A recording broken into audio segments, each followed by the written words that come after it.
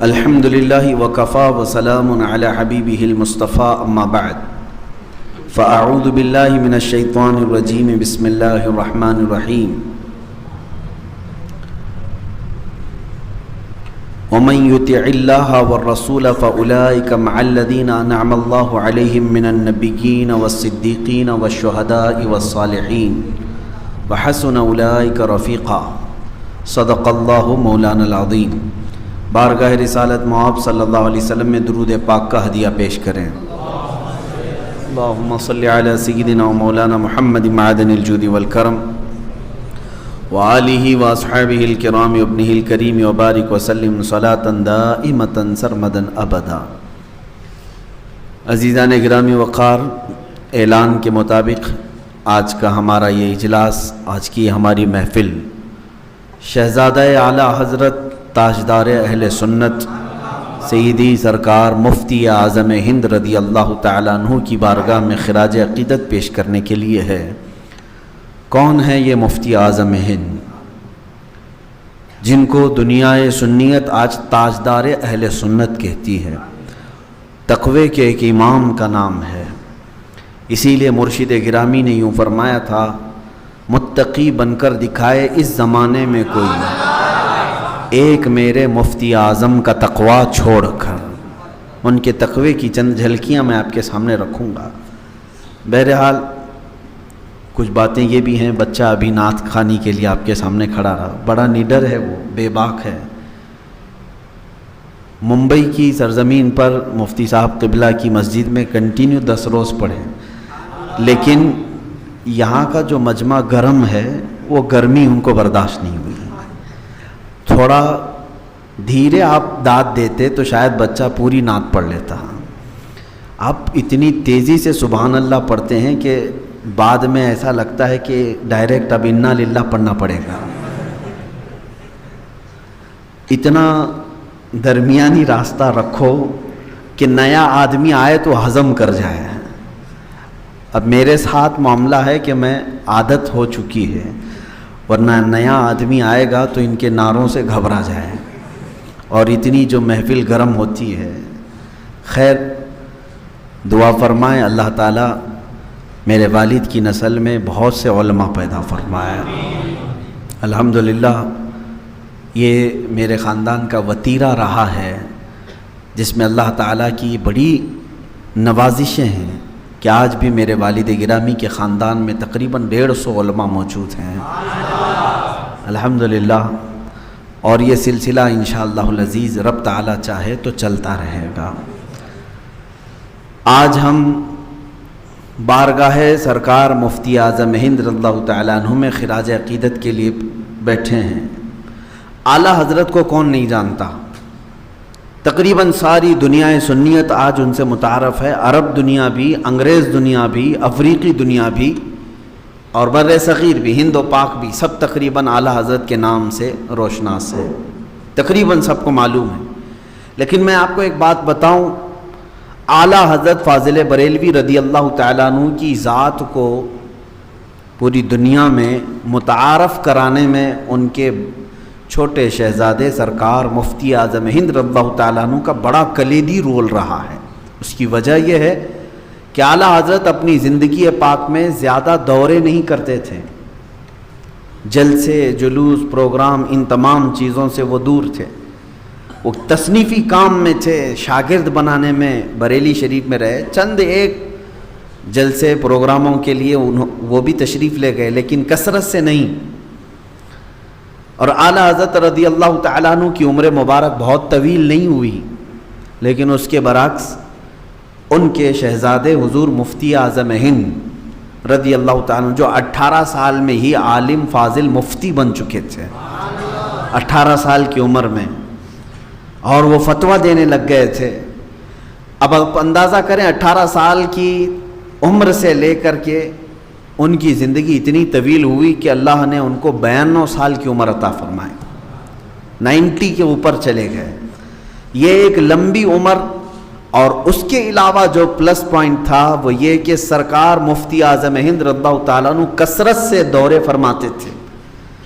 کبھی آپ نے بڑا شہر نہیں دیکھا، بڑا گھر نہیں دیکھا، بلکہ یہاں کی بھی تاریخ معلوم کریں آپ۔ پرانے لوگ، میرے والد گرامی حضور مفتی اعظم ہند رضی اللہ تعالیٰ عنہ کے مرید ہیں، فرماتے تھے کہ کچھ علاقوں میں ایسا بھی پیش آیا کہ آپ کو بیل گاڑی میں لے کر کے جاتے تو بھی وہ چلے جاتے تھے۔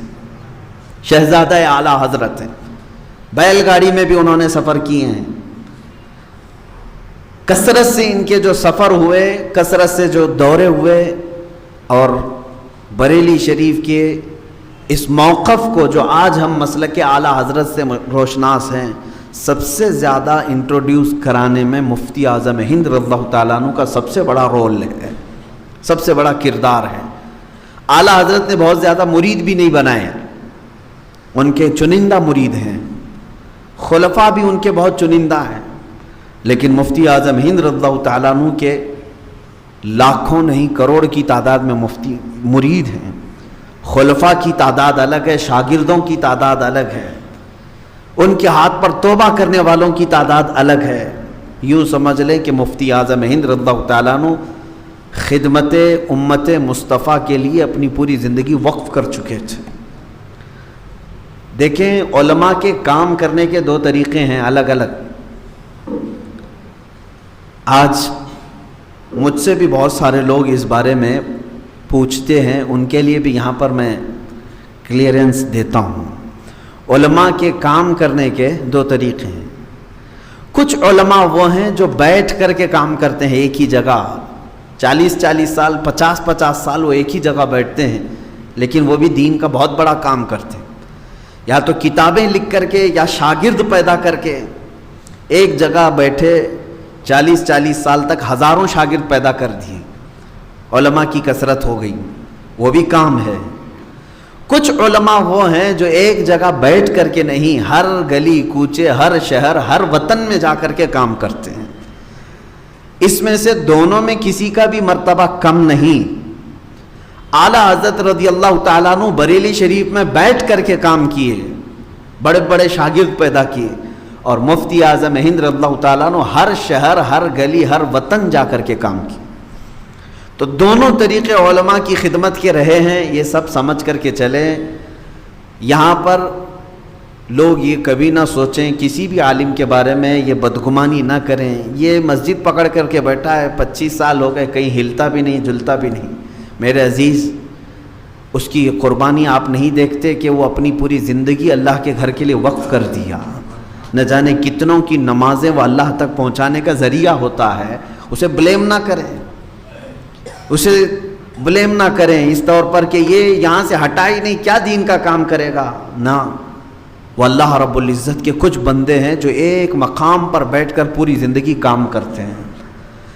کچھ لوگ ان کو بھی تانا دیتے ہیں، جیسے ہم جیسے، یہ ایک جگہ رہتے نہیں، جگہ جگہ جاتے ہیں، ادھر ادھر گھومتے ہیں۔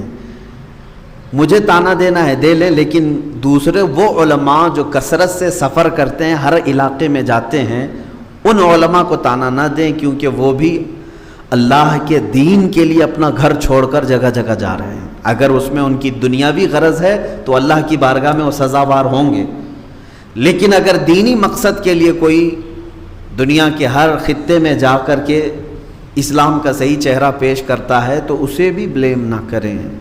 بہرحال یہ تمہیدی باتیں تھیں۔ میں آتا ہوں بریلی شریف کی سرزمین پر اعلیٰ حضرت رضی اللہ تعالیٰ عنہ کو اللہ تعالیٰ نے جو انعامات عطا کیا، اگر آپ غور و فکر کریں گے بہت کم ایسے لوگ ہیں جن کو اتنے سارے انعام ایک ساتھ ملتے ہوں۔ مثال کے طور پر اللہ نے کسی کو علم دیا، بہت بڑا عالم ہے، لیکن عمل نہیں ہے۔ کچھ ہیں علم بھی ہے، عمل بھی ہے، لیکن اولاد بگڑی ہوئی ہے۔ اچھے عالم ہیں، اچھے عمل والے بھی ہیں، پرہیزگار ہیں، اولاد صحیح نہیں۔ اور کبھی ایسا ہوتا ہے اچھا علم ہے، اچھا عمل والا ہے، لیکن نسب جو ہے، ماں باپ اوپر سے دیکھو تو بہت برے لوگ ہیں۔ کہتے ہیں کچرے میں سے ہیرا نکل گیا، ایسے بھی معاملات ہوتے ہیں۔ کبھی ایسا ہوتا ہے سب کچھ ہے لیکن مال نہیں ہے، غریب ہے۔ دین کی خدمات کے لیے مال کی بھی ضرورت ہوتی ہے، اس چیز سے وہ عاری ہے۔ لیکن میں آپ کو بتاؤں، اعلیٰ حضرت کی ذات ایک ایسی ہے، اللہ اکبر کہ ان کے باپ علامہ نقی علی خان رحمۃ اللہ علیہ وقت کے مرجع علماء تھے، مرکزی مفتی، جو اپنے وقت کے سارے علماء جس کی طرف رجوع کرتے ہیں اس کو مرجع کہتے ہیں۔ اعلیٰ حضرت کے والد کا مقام یہ تھا کہ وقت کے سارے علماء ان کی طرف توجہ کرتے تھے۔ دادا رضا علی خان وہ وقت کے مفتی ہیں، فقیہ ہیں، نسب اللہ تعالیٰ نے بہتر عطا کیا، باپ دادا پر دادا علماء میں سے تھے۔ اللہ رب العزت نے اچھے گھر میں پیدا کیا اعلیٰ حضرت کو، باپ بھی عالم، دادا بھی عالم، مفتی، فقیہ، مفسر، لیکن اللہ نے خود اعلیٰ حضرت کو بھی علم کی وہ دولت عطا کیا جہاں تک آج پہنچ نہیں پا رہے لوگ۔ اپنے وقت کی عبقری شخصیت کا نام ہے اعلیٰ حضرت۔ میرے عزیزو، آج بھی ان کی کتابیں حل نہیں کر پا رہے ہیں بڑے بڑے علماء جو اعلیٰ حضرت لکھ کر کے گئے۔ 55 قسم کا علم ان کو آتا تھا، 55 قسم کا۔ آج ماہر سے ماہر بندہ بھی پوچھیں کتنے علم پر تجھے مہارت ہے، سائنس میں اگر ماہر ہے تو اسے میتھس سے کوئی تعلق نہیں ہوگا، میتھس کا اگر کوئی پروفیسر ہے تو وہ پھر فزکس میں نہیں آئے گا، اکنامک میں نہیں آئے گا، سب کی اپنی اپنی ایک فیلڈ ہے۔ لیکن اعلیٰ حضرت اس طرح کے 55 علوم پر یکساں مہارت رکھتے تھے، 55 فن، یہ علم کا معاملہ ہے۔ اور عمل بھی اللہ نے عطا فرمایا۔ عمل کا حال یہ ہے کہ زندگی بھر آپ سوئے بھی تو اس طرح کہ آپ پیر ایسا موڑتے تھے، ہاتھ اس طرح سے رکھتے تھے کہ بستر پر اسم محمد کی شکل بنتی پوری زندگی بھر۔ اعلیٰ حضرت رضی اللہ تعالیٰ عنہ کے عمل پر میں پھر کبھی کہوں گا، بیماری کے عالم میں بھی آپ، سخت بیماری کے عالم میں چل نہیں سکتے تھے، لیکن آپ مسجد رضا میں جماعت کے لیے حاضر ہوا کرتے تھے۔ اعلیٰ حضرت رضی اللہ تعالیٰ عنہ کو اللہ نے عمل کے میدان کا بھی بادشاہ بنایا۔ علم بھی اتنا ہی نہیں، علم اور عمل ہے اس عالم دین کے پاس تو ایسا نہیں ہے کہ کسی غریب گھر سے تھے۔ اعلیٰ حضرت کو اللہ تعالیٰ نے مال اتنا عطا کیا تھا کہ وہ بریلی کے سب سے بڑے زمیندار تھے۔ آج بھی بریلی سے قریب کچھ گاؤں ہیں، پورا کا پورا گاؤں اعلیٰ حضرت کی زمین ہے، وہ سب آپ نے ہدیے میں دیا ہے، لوگوں کو خیرات میں دی ہوئی زمین ہے۔ 1-2 ایکڑ کی بات نہیں کر رہا ہوں، 400 ایکڑ 500 ایکڑ زمین اعلیٰ حضرت رضی اللہ تعالیٰ عنہ کی خاندانی جو زمین ہے، جائیدادیں ہیں بڑی تعداد میں، بہت گھریلو اعتبار سے اللہ نے مال سے بھی نوازا، باپ دادا بھی اچھے، علم بھی اچھا، عمل بھی اچھا، اتنا مل گیا تو بہت بڑی نعمت ہے۔ لیکن اللہ نے انعام پر انعام یہ کہ بچے بھی دیے تو ایک مفتی اعظم دیا، دوسرا حجت الاسلام دیا۔ یہ کتنی بڑی سعادتیں ہیں۔ ایک شخص کو اتنی ساری نعمتیں ملیں تو اسے کہا جاتا ہے یہ اللہ کا منتخب بندہ ہے، چنا ہوا بندہ ہے۔ سب چیزیں ایک ساتھ جمع نہیں ہوتی۔ تو اعلیٰ حضرت رضی اللہ تعالیٰ عنہ کے 2 صاحبزادے تھے، بڑے بیٹے جو تھے وہ علامہ حامد رضا خان، ان کو حجت الاسلام کہتے ہیں، حامد رضا خان رحمۃ اللہ علیہ، اور دوسرے صاحبزادے جو تھے مفتی اعظم جن کو کہتے ہیں، آج جن کے عرس میں ہم موجود ہیں، ان کا نام مصطفیٰ رضا خان۔ اعلیٰ حضرت کے 2 صاحبزادے۔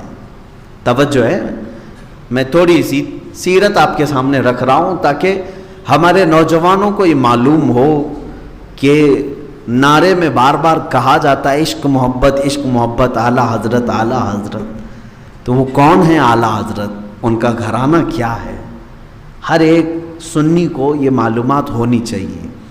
کچھ لوگ زبانی طور پر صرف مسلک کا نام لیتے ہیں، ان کو خود پتہ نہیں مسلک کہتے کسے ہیں، مذہب کہتے کسے ہیں، دین کیا ہے، مذہب کیا ہے، مسلک کیا ہے، یہ سب کی ڈیفینیشن ہر بندے کو معلوم ہونا چاہیے۔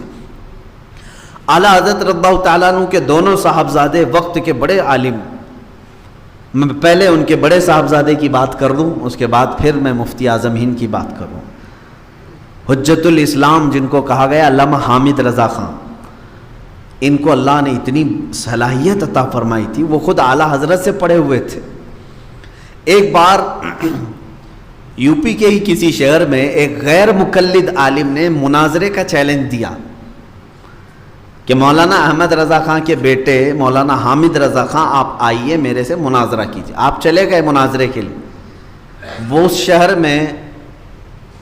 شہر میں جو لوگ تھے وہ غیر مقلد کا مطلب جانتے ہوں گے آپ, اہل حدیث حضرات ہیں, وہابی لوگ ہیں جو تقلید کو نہیں مانتے. ان لوگوں نے مناظرے کا چیلنج کیا. جب اعلیٰ حضرت کے بڑے صاحبزادے حجت الاسلام وہاں پہنچے تو مناظر جو مولوی تھا اس نے کہا کہ مناظرہ ہوگا, میری ایک شرط ہے. آپ نے پوچھا بتائیے کیا شرط ہے؟ اس غیر مقلد مولوی نے کہا کہ مناظرہ ٹوٹل عربی میں ہوگا. اس کے دماغ میں شاید یہی بات ہوگی کہ یہ ہندوستانی ہے, ان کو عربی کیا آتی ہے. وہ سعودی کا پلا ہوا آدمی تھا, کیونکہ وہاں کے ریال ہی ان کو پالتے ہیں, تو ان کو تھوڑا سا زوم بھی ہوتا ہے, ایسا کبر تکبر ہوتا ہے کہ ان کو ہی عربی آتی ہے, باقی بریلویوں کو عربی نہیں آتی. یہ سمجھتے ہیں بریلویوں کو اور یہ سنیوں کو عربی آتی نہیں ہے. یہ سمجھتے ہیں کہ صرف ہم لوگوں کو عربی آتی ہے کیونکہ ہمارا کنیکشن سعودی سے بہت گہرا ہے.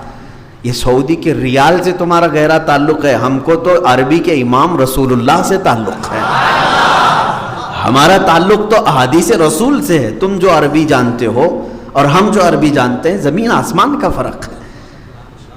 الحمدللہ میرے ساتھ یہ جو معاملات ہوئے, ایک افغانی تھا مدینہ طیبہ میں, وہ بھی یہی سوچ کر کے کہ ہمارا امامہ دے کے بریلوی آیا ہے, اور آ کر کے سیدھے اسے معلوم ہے کہ ہندوستانی ہے. وہ 4 لوگوں کے درمیان سوچا کہ میں عربی میں بولوں گا, یہ اپنے جگہ کا عالم بن کر کے آتا ہے, اور وہ مدینہ یونیورسٹی میں پڑھ رہا تھا, اسٹوڈنٹ ہے وہاں کا, افغانستان کا, ان کا پلا ہوا آدمی. 4 لوگوں کے ساتھ لے کر کے مجھے پکڑ کر کھڑا ہو گیا. اس نے بھی یہی سوچا تھا کہ ہندوستانی ہے, بریلوی ہے, یہ صرف تقریریں کرتے ہیں اردو میں, ان کو عربی کیا ہے. وہ عربی میں بولنے لگا. اسے یہ معلوم نہیں تھا کہ میں جامعہ ازہر کا پڑھا ہوا ہوں. الحمدللہ یہ اللہ رب العزت کی نوازش ہے, انعام و اکرام ہے. میں اس پر فخر یعنی غرور نہیں کرنا چاہتا, لیکن جب ہماری عربی سنتے ہیں وہ, تو اس نے سب سے پہلا سوال یہ کیا کہ تو ہندوستان سے آیا کہیں اور سے؟ میں نے کہا جو تجھ کو تیری یونیورسٹی میں پڑھاتے ہیں استاد, وہ سارے جہاں کے ہیں, مصر کے, میں وہاں سے آیا. یہ انہی سے پڑھتے ہیں اور پھر ہم سے اس طرح کے مناظرے کے چیلنج کرتے ہیں. بہرحال حجت الاسلام اعلیٰ حضرت کے بڑے بیٹے کو انہوں نے چیلنج کیا, اور کیا کہا؟ مناظرہ ہوگا, عربی میں ہوگا. اسے معلوم نہیں تھا یہ کس کا بیٹا ہے. اعلیٰ حضرت رضی اللہ تعالیٰ عنہ کے بیٹے کو کہا. حجت الاسلام نے کہا بالکل تمہارا چیلنج قبول ہے, لیکن میری بھی ایک شرط ہے. کیا شرط ہے؟ توجہ چاہتا ہوں, اعلیٰ حضرت کے اس صاحبزادے کی صلاحیت اسی سے اندازہ کر لیں. اس مولوی سے کہا تیری مرضی کے مطابق مناظرہ عربی میں ہوگا, میری شرط یہ ہے کہ اشعار میں ہوگا اور بغیر نقطے والے حرفوں سے ہوگا. اشعار میں کوئی بھی اس طرح سے بات چیت نہیں ہوگی. جو بھی مناظرہ ہوگا شعر میں ہوگا, اسی وقت شعر بنانا ہے اور بات کرنا ہے, اور وہ بھی عربی میں. اور شعر ایسا ہونا چاہیے کہ اس میں ایک بھی نقطے والا حرف نہیں ہونا چاہیے. اللہ پسینے چھوٹ گئے. کہاں سے آئے گا میرے عزیزو؟ آج آپ 4 جملے بول کر کے دکھاؤ جس میں نقطے والا حرف نہ آتا ہو. عربی میں جو الف سے لے کر یا تک حروف ہیں, اس میں کچھ نقطے والے حرف ہیں لیکن کچھ غیر نقطے والے ہیں. الف پر نقطہ ہے, با پر ہے, تا پر ہے, سا پر ہے, جیم میں ہے, ہا پر نہیں ہے, پھر خا پر ہے, دال پر نہیں ہے, زال پر نقطہ ہے, پھر را پر نہیں ہے نا نقطہ. تو اس طرح کی چننا پڑے گا آپ کو.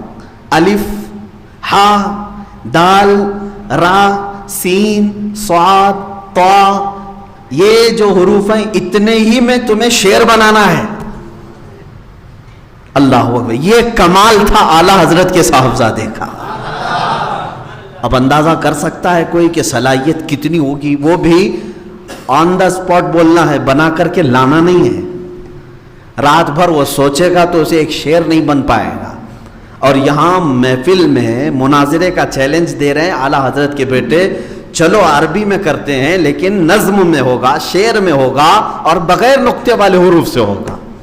شعر و شاعری کرنے والے جانتے ہیں کہ یہ ایک ڈیفیکلٹ میدان ہے، یہ ایک مشکل میدان ہے۔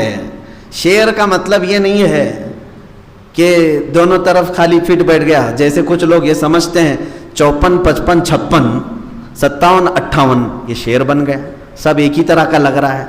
51 52 53 54 55 56 شعر ہو گیا نا، دونوں سیم لگ رہا ہے، اس کو شعر نہیں کہتے۔ یہ شعر نہیں ہے، شعر کے اپنے اصول ہیں، اس میں مہارت حاصل کرنے والے وہ بھی عربی زبان میں اعلیٰ حضرت رضی اللہ تعالیٰ عنہ کے صاحبزادے حجت الاسلام۔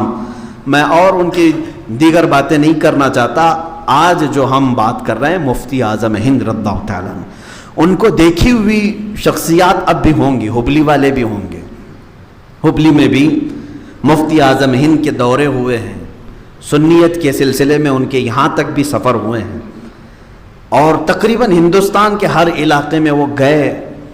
شدھی کرن نام کی ایک تحریک چلی تھی، بچوں آپ تاریخ پڑھو، یہ جو آج دھرم پریورتن کر رہے ہیں، گھر واپسی کی بات کرتے ہیں، کسی بھی مسلمان کو پکڑ کر کے اسے زبردستی ہندو بنانے کی جو کوشش ہے، آلریڈی یہ مفتی اعظم ہند کے زمانے میں ایک تحریک چلی تھی، 1 لاکھ سے زیادہ مسلمانوں کو انہوں نے ہندو بنایا تھا۔ ابھی تو کچھ بھی نہیں ہے اس کا، ان کے زمانے میں ایک بہت بڑا چیلنج تھا۔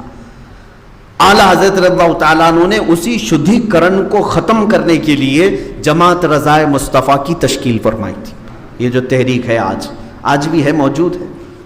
مفتی اعظم ہند رضی اللہ تعالیٰ عنہ اسی پلیٹ فارم سے علماء کو لے کر کے جو تبلیغ فرمائے، اس کا جواب نہیں، کئی علماء پنڈت بن کر کے کام کیے ہیں ان بہکے ہوئے مسلمانوں کو واپس لانے کے لیے۔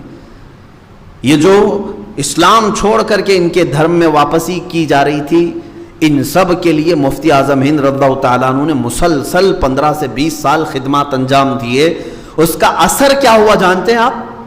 اللہ رب العزت جب اس کا کوئی بھی بندہ میدان میں اترتا ہے تو غیب سے ایسی مدد کرتا ہے۔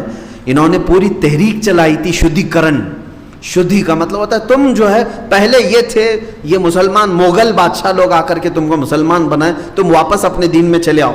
ہر جگہ یہی بھاشن اور سب کا دین چینج کرایا جا رہا تھا، یہ آزادی سے پہلے کی بات ہے۔ لیکن ان علماء نے اور خاص طور پر مفتی اعظم ہند رضی اللہ تعالیٰ عنہ نے ایسی خدمات انجام دی کہ وہ 1 لاکھ جو چھوڑ کر گئے تھے، الحمدللہ یہ پورے کے پورے واپس اسلام میں آئے، لیکن ساتھ میں 1 لاکھ اور غیر مسلمان بھی ہوئے اور نئے اسلام میں داخل ہوئے 1 لاکھ کے قریب۔ جو ان کے دوست و یار تھے وہ سب کے سب آ گئے۔ اسلام کی فطرت میں قدرت نے وہ لچک دی ہے، جتنا ہی دباؤ گے اتنا ہی وہ ابھرے گا۔ آج بھی یہ اسی کوشش پر چل رہے ہیں، دھرم پریورتن، گھر واپسی۔ آج مفتی اعظم ہند کی ہمیں ضرورت محسوس ہوتی ہے، اس طرح کے قائد کی ضرورت پیش آتی ہے۔ اعلیٰ حضرت رضی اللہ تعالیٰ عنہ کے شہزادے کے جو کام ہیں، تنظیمی کام، انہوں نے پورے ہندوستان کے علماء کو یکجا کیا تھا، سینٹرلائز کیا تھا ممبئی کی سرزمین پر۔ اور ایسے حالات تھے مفتی اعظم ہند رضی اللہ تعالیٰ عنہ کے زمانے میں، سنیوں میں اختلاف نظر نہیں آتا تھا، سنیوں میں اختلاف، بڑے بڑے جتنے خانقاہ کے پیران نظام تھے، علماء تھے، مفتی اعظم ہند رضی اللہ تعالیٰ عنہ نے سب کو ایک جگہ جمع کر کے ایک تنظیم بنائی تھی، سنی جمعیت العلماء۔ ممبئی کی آج بھی ہے وہ، لیکن اس کے مقاصد پر نہیں ہے، یعنی مقاصد تو اس کے آج بھی موجود ہیں لیکن افراد نہیں ہیں اس میں آج اس طرح کے۔ اسی سنی جمعیت العلماء میں آپ کو میں بتاؤں، مفتی اعظم ہند ہیں، ماررہ شریف سے سید العلماء ہیں، کچھوچا شریف سے محدث اعظم ہند ہیں، مراد آباد سے صدر الافاضل نعیم الدین مراد آبادی ہیں، پیلی بھیت سے شیر بیشہ اہل سنت حشمت علی خان صاحب قبلہ ہیں، گھوسی کے حضور صدر الشریعہ ہیں، اکابرین وقت سب مفتی اعظم ہند کے پرچم تلے سب کو جمع کر کے رکھا گیا تھا۔ اور سب کے اوپر ایک کیسا کنٹرول تھا جانتے ہیں؟ کوئی بھی کسی بھی علاقے کا فتویٰ پوچھنے کے لیے آئے کسی بھی عالم کے بارے میں، فتویٰ نہیں دیا جائے گا جب تک یہ علماء کا پینل فیصلہ نہیں کرے گا کسی بھی پیر کے بارے میں، کسی شخص کے بارے میں فتویٰ نہیں جائے گا، کیونکہ لوگ کھلواڑ کرتے ہیں نا فتوے کے ساتھ۔ یہ مفتی اعظم ہند رضی اللہ تعالیٰ عنہ کے بڑے کاموں میں سے ایک تھا، سنیت کو ایک جا جمع کرنے کے لیے، ایک پلیٹ فارم پر رکھنے کے لیے انہوں نے اپنی پوری زندگی قربان کی ہے۔ کئی معاملات ایسے آتے ہیں کہ آپسی فقہی اختلافات ہوتے ہیں، فقہی اختلافات میں بھی مفتی اعظم ہند رضی اللہ تعالیٰ عنہ نے ہمیشہ لوگوں کو صلح کرانے کی کوشش فرمائی۔ اگر تھوڑے بہت کئی معاملات لگتے، یہ پیر صاحب اور وہ پیر صاحب کے درمیان کچھ بھی معاملات ہیں، مفتی اعظم ہند رضی اللہ تعالیٰ عنہ اس میں ایسا رول ادا کرتے، دونوں کو دعوت دیتے، دونوں تشریف لائیں، اور تنہا ان کے درمیان بیٹھ کر کے ان کی جب تک صلح نہیں ہوتی، یہاں تک کہ میں نام نہیں ذکر کر رہا ہوں، دو بڑی شخصیات تھیں، دونوں کے درمیان اختلاف سننے کو آیا، دونوں کو مفتی اعظم ہند رضی اللہ تعالیٰ عنہ نے ممبئی بلایا، بڑے بڑے پیر صاحب تھے، جو کچھ بھی تھے ان کے سب بیٹھ کر کے سنا، اور دونوں کے درمیان صلح کرانے کا طریقہ کیا تھا جانتے؟ اللہ اکبر، مفتی اعظم ہند رضی اللہ تعالیٰ عنہ دونوں کو بٹھائے، اس کے بعد عصر کی نماز میں ایک پیر صاحب کو آگے بڑھائے، خود بھی اور وہ دوسرے کو بھی کہا ہم اقتدا میں نماز پڑھیں گے۔ مغرب میں وہ دوسرے کو آگے بڑھایا اور کہا اب آپ پڑھائیں گے اور یہ پیچھے نماز پڑھیں گے۔ دونوں کو ایک ایک وقت کی امامت کراتے، اس وقت تک دونوں کو چھوڑتے نہیں جب تک ہر کوئی اپنے جس سے مخالفت ہو، اختلاف ہو، اس کے پیچھے نماز نہ پڑھ لے۔ نماز پڑھنے کے بعد پھر مفتی اعظم ہند دعا کر کے بھیجتے، آپ ان کے مقتدی ہیں وہ امام ہیں، اور آپ ان کے مقتدی ہیں اور وہ آپ کے امام ہیں۔ یہ صلح کرانے کے طریقے دیکھیں۔ میرے آقا صلی اللہ تعالیٰ علیہ وسلم کی امت کا درد جسے ہے، وہ اختلافات کو ہوا دینے کے لیے نہیں بلکہ اس کو سلجھانے اور بجھانے کی کوشش کرتے ہیں۔ مفتی اعظم ہند رضی اللہ تعالیٰ عنہ کی ایک بات میں آپ کو بتاؤں، ممبئی تشریف لاتے تھے جہاں پر وہ اپنے نواسے داماد کے گھر رکتے تھے، ماہم شریف میں درگاہ شریف کے پیچھے ہی۔ انہوں نے خود مجھے یہ حکایت بیان کی تھی، مفتی اعظم ہند رضی اللہ تعالیٰ عنہ کے جو نواسے داماد تھے ان کا انتقال ہو گیا، بڑے آدمی تھے، ان کے گھر مفتی اعظم ہند رضی اللہ تعالیٰ عنہ ممبئی آتے تو اکثر قیام کرتے تھے۔ اکثر ایک دن شام کو دسترخوان بچھا ہے، لوگ جو بھیڑ ہوتی تھی ملنے والوں کی، اچھا میں ایک بات یہ بھی بتا دوں، روشن ضمیر پیر وہ ہے جو اپنے ہر مرید کو پہچانتا ہو، ہر مرید کو جانتا ہو، کیونکہ جسے وہ پیر پہچانتا ہی نہیں تو پھر اس کے لیے بڑا مسئلہ بھی ہے۔ قیامت کے دن بھی اگر نہیں پہچانا تو کیا ہوگا؟ دنیا میں نہیں پہچان رہا ہے، قیامت کے دن بھی نہیں پہچانا تو یہ کس کے بھروسے کھڑا رہے گا؟ بیعت جو کرتا ہے بندہ اس نیت سے کہ اگر قیامت میں ڈوبنے لگوں تو پیر تو سنبھال لے گا۔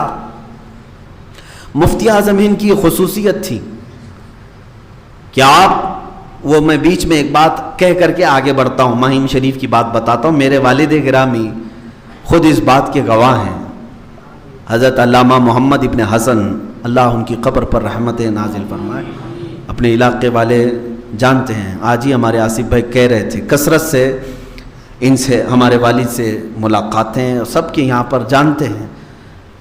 سن 1963 میں 63 میں جامعہ اشرفیہ مبارک پور میں میرے والد پڑھتے تھے، پڑھنے کے زمانے میں مفتی اعظم ہند آئے تھے، تو بچپن میں طالب علمی کے زمانے میں مفتی اعظم ہند کے ہاتھ پر بیعت ہو گئے، سارے شاگرد جو پڑھ رہے تھے سب بیعت ہو رہے تھے، بریلی شریف کے بڑے حضرت آئے، مفتی اعظم ہند آئے، اعلیٰ حضرت کے شہزادے آئے ہیں، ان کے ہاتھ پر سب بیعت، کیونکہ مبارک پور جامعہ اشرفیہ کے جو بانی ہیں حافظ ملت، جو مبارک پور کے جامعہ اشرفیہ کے فاؤنڈر ہیں، وہ مفتی اعظم ہند کی بڑی قدر کرتے تھے اور اپنے سارے بچوں کو بتاتے تھے کہ جب بھی وہ تشریف لائیں تو سب تم لوگ بیعت ہو جاؤ، ان سے بیعت ہونے میں تمہارا عقیدہ بھی محفوظ رہے گا، عمل بھی محفوظ رہے گا، تو سب کو بیعت کراتے۔ سن 1963 میں بیعت ہوئے، پھر فراغت ہو گئی، تقریباً 68 میں یا 67 میں میرے والد ہبلی تشریف لائے تھے،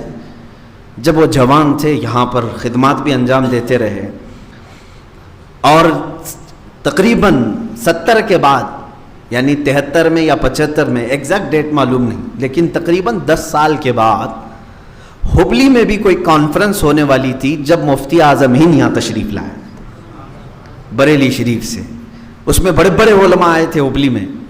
غالباً یہ حضرت محدث اعظم ہند کچوچوی رحمۃ اللہ تعالیٰ علیہ کا عرس تھا یا ان کی یاد میں ایک کانفرنس تھی یہاں پہ. اس میں بڑے بڑے اکابرین آئے تھے. تب مفتی اعظم ہند تشریف لائے تھے تو یہاں پر ہبلی میں ہی کمبار باڑے میں غالباً ہندس گیری صاحب کے گھر پر مفتی اعظم ہند رضی اللہ تعالیٰ عنہ کا قیام تھا. بیعت کروا رہے تھے. میرے والد جو ہے 10 سال پہلے بیعت کیے ہوئے ہیں، وہ بھی زمانے طالب علمی میں.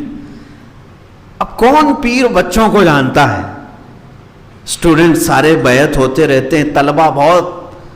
لیکن جب مفتی اعظم ہند یہاں آئے تو ہمارے والد کئی لوگوں کو لا کر کے بیعت کرانے کے لیے بٹھائے. اس میں عورتیں بھی تھی، مرد بھی تھے. ان سب کو جب بیعت کرا رہے تھے مفتی اعظم ہند رضی اللہ تعالیٰ عنہ، ہمارے والد دروازے کے پاس کھڑے تھے. تو مفتی اعظم ہند نے بیعت کرانے سے پہلے جب پڑھانے لگے تب کہنے لگے مولانا آپ دوبارہ بیعت کیوں نہیں کر لیتے، جبکہ کوئی تعلق نہیں ان 10 سال کے درمیان، کوئی ایسا خط و کتابت کا سلسلہ نہیں، کوئی فون نہیں. اور میرے والد فرماتے تھے کبھی مجھے یہ پتہ بھی نہیں تھا کہ مفتی اعظم ہند پہچانتے ہوں. 10 سال پہلے مدرسے میں پڑھنے والا ایک بچہ مرید ہوا ہے. اس دن مجھے احساس ہوا کہ یہ روشن ضمیر ہے، ہر مرید کو جانتے ہیں. یہی حال میں بتانا چاہتا ہوں. ان کی خصوصیت تھی یہ سرکار مفتی اعظم ہند کی. لاکھوں کی بھیڑ میں بھی جسے جاننا ہے، جسے پہچاننا ہے، اسے پہچانتے تھے. ماہم شریف میں قیام کے دوران رات کو کھانے کے لیے دسترخوان بچھا ہوا ہے. جو ملنے والے آتے جاتے رہتے تھے، ہزاروں آتے ہیں. آپ نے کھانا شروع کرنے سے پہلے ہی لوگوں سے پوچھا فلاں ایک مرید ہمارا آتا تھا کرلا سے، وہ کیوں نہیں آیا؟ 2 دن ہو گئے مجھے آ کر کے، ملاقات کے لیے ابھی تک نہیں آیا، جبکہ وہ ہمیشہ میرے آنے سے پہلے کھڑا رہتا تھا، کیوں نہیں آیا؟ اب سنیے لوگوں نے کیا کہا، حضور چھوڑیے اس کو، وہ وہابی ہو گیا ہے، وہابی ہو گیا ہے، چھوڑیے اس کو، اب ہمارے مجمع میں بھی آنا جانا نہیں اس کا. آپ جلال میں کھڑے ہو گئے، کہا چھوڑ دوں؟ میرا مرید وہابی ہو گیا اگر بدعقیدہ ہو جائے گا، میں کیسے چھوڑ دوں؟ ہاتھ میں دیا ہے.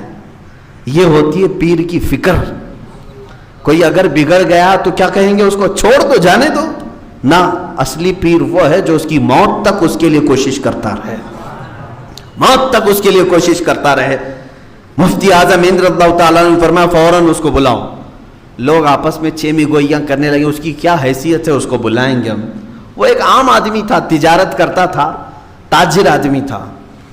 مفتی اعظم ہند نے دیکھا کہ یہ لوگ کوئی بھی بلانے کے لیے پس و پیش کر رہے ہیں، دسترخوان چھوڑ کے اٹھ گئے. اپنے ڈرائیور کو بلایا، خادم کو، گاڑی نکالو، گھر کے باہر گاڑی ہے. اب جب آپ کو جلال آتا تو کسی کو بات کرنے کی جرت بھی نہیں تھی.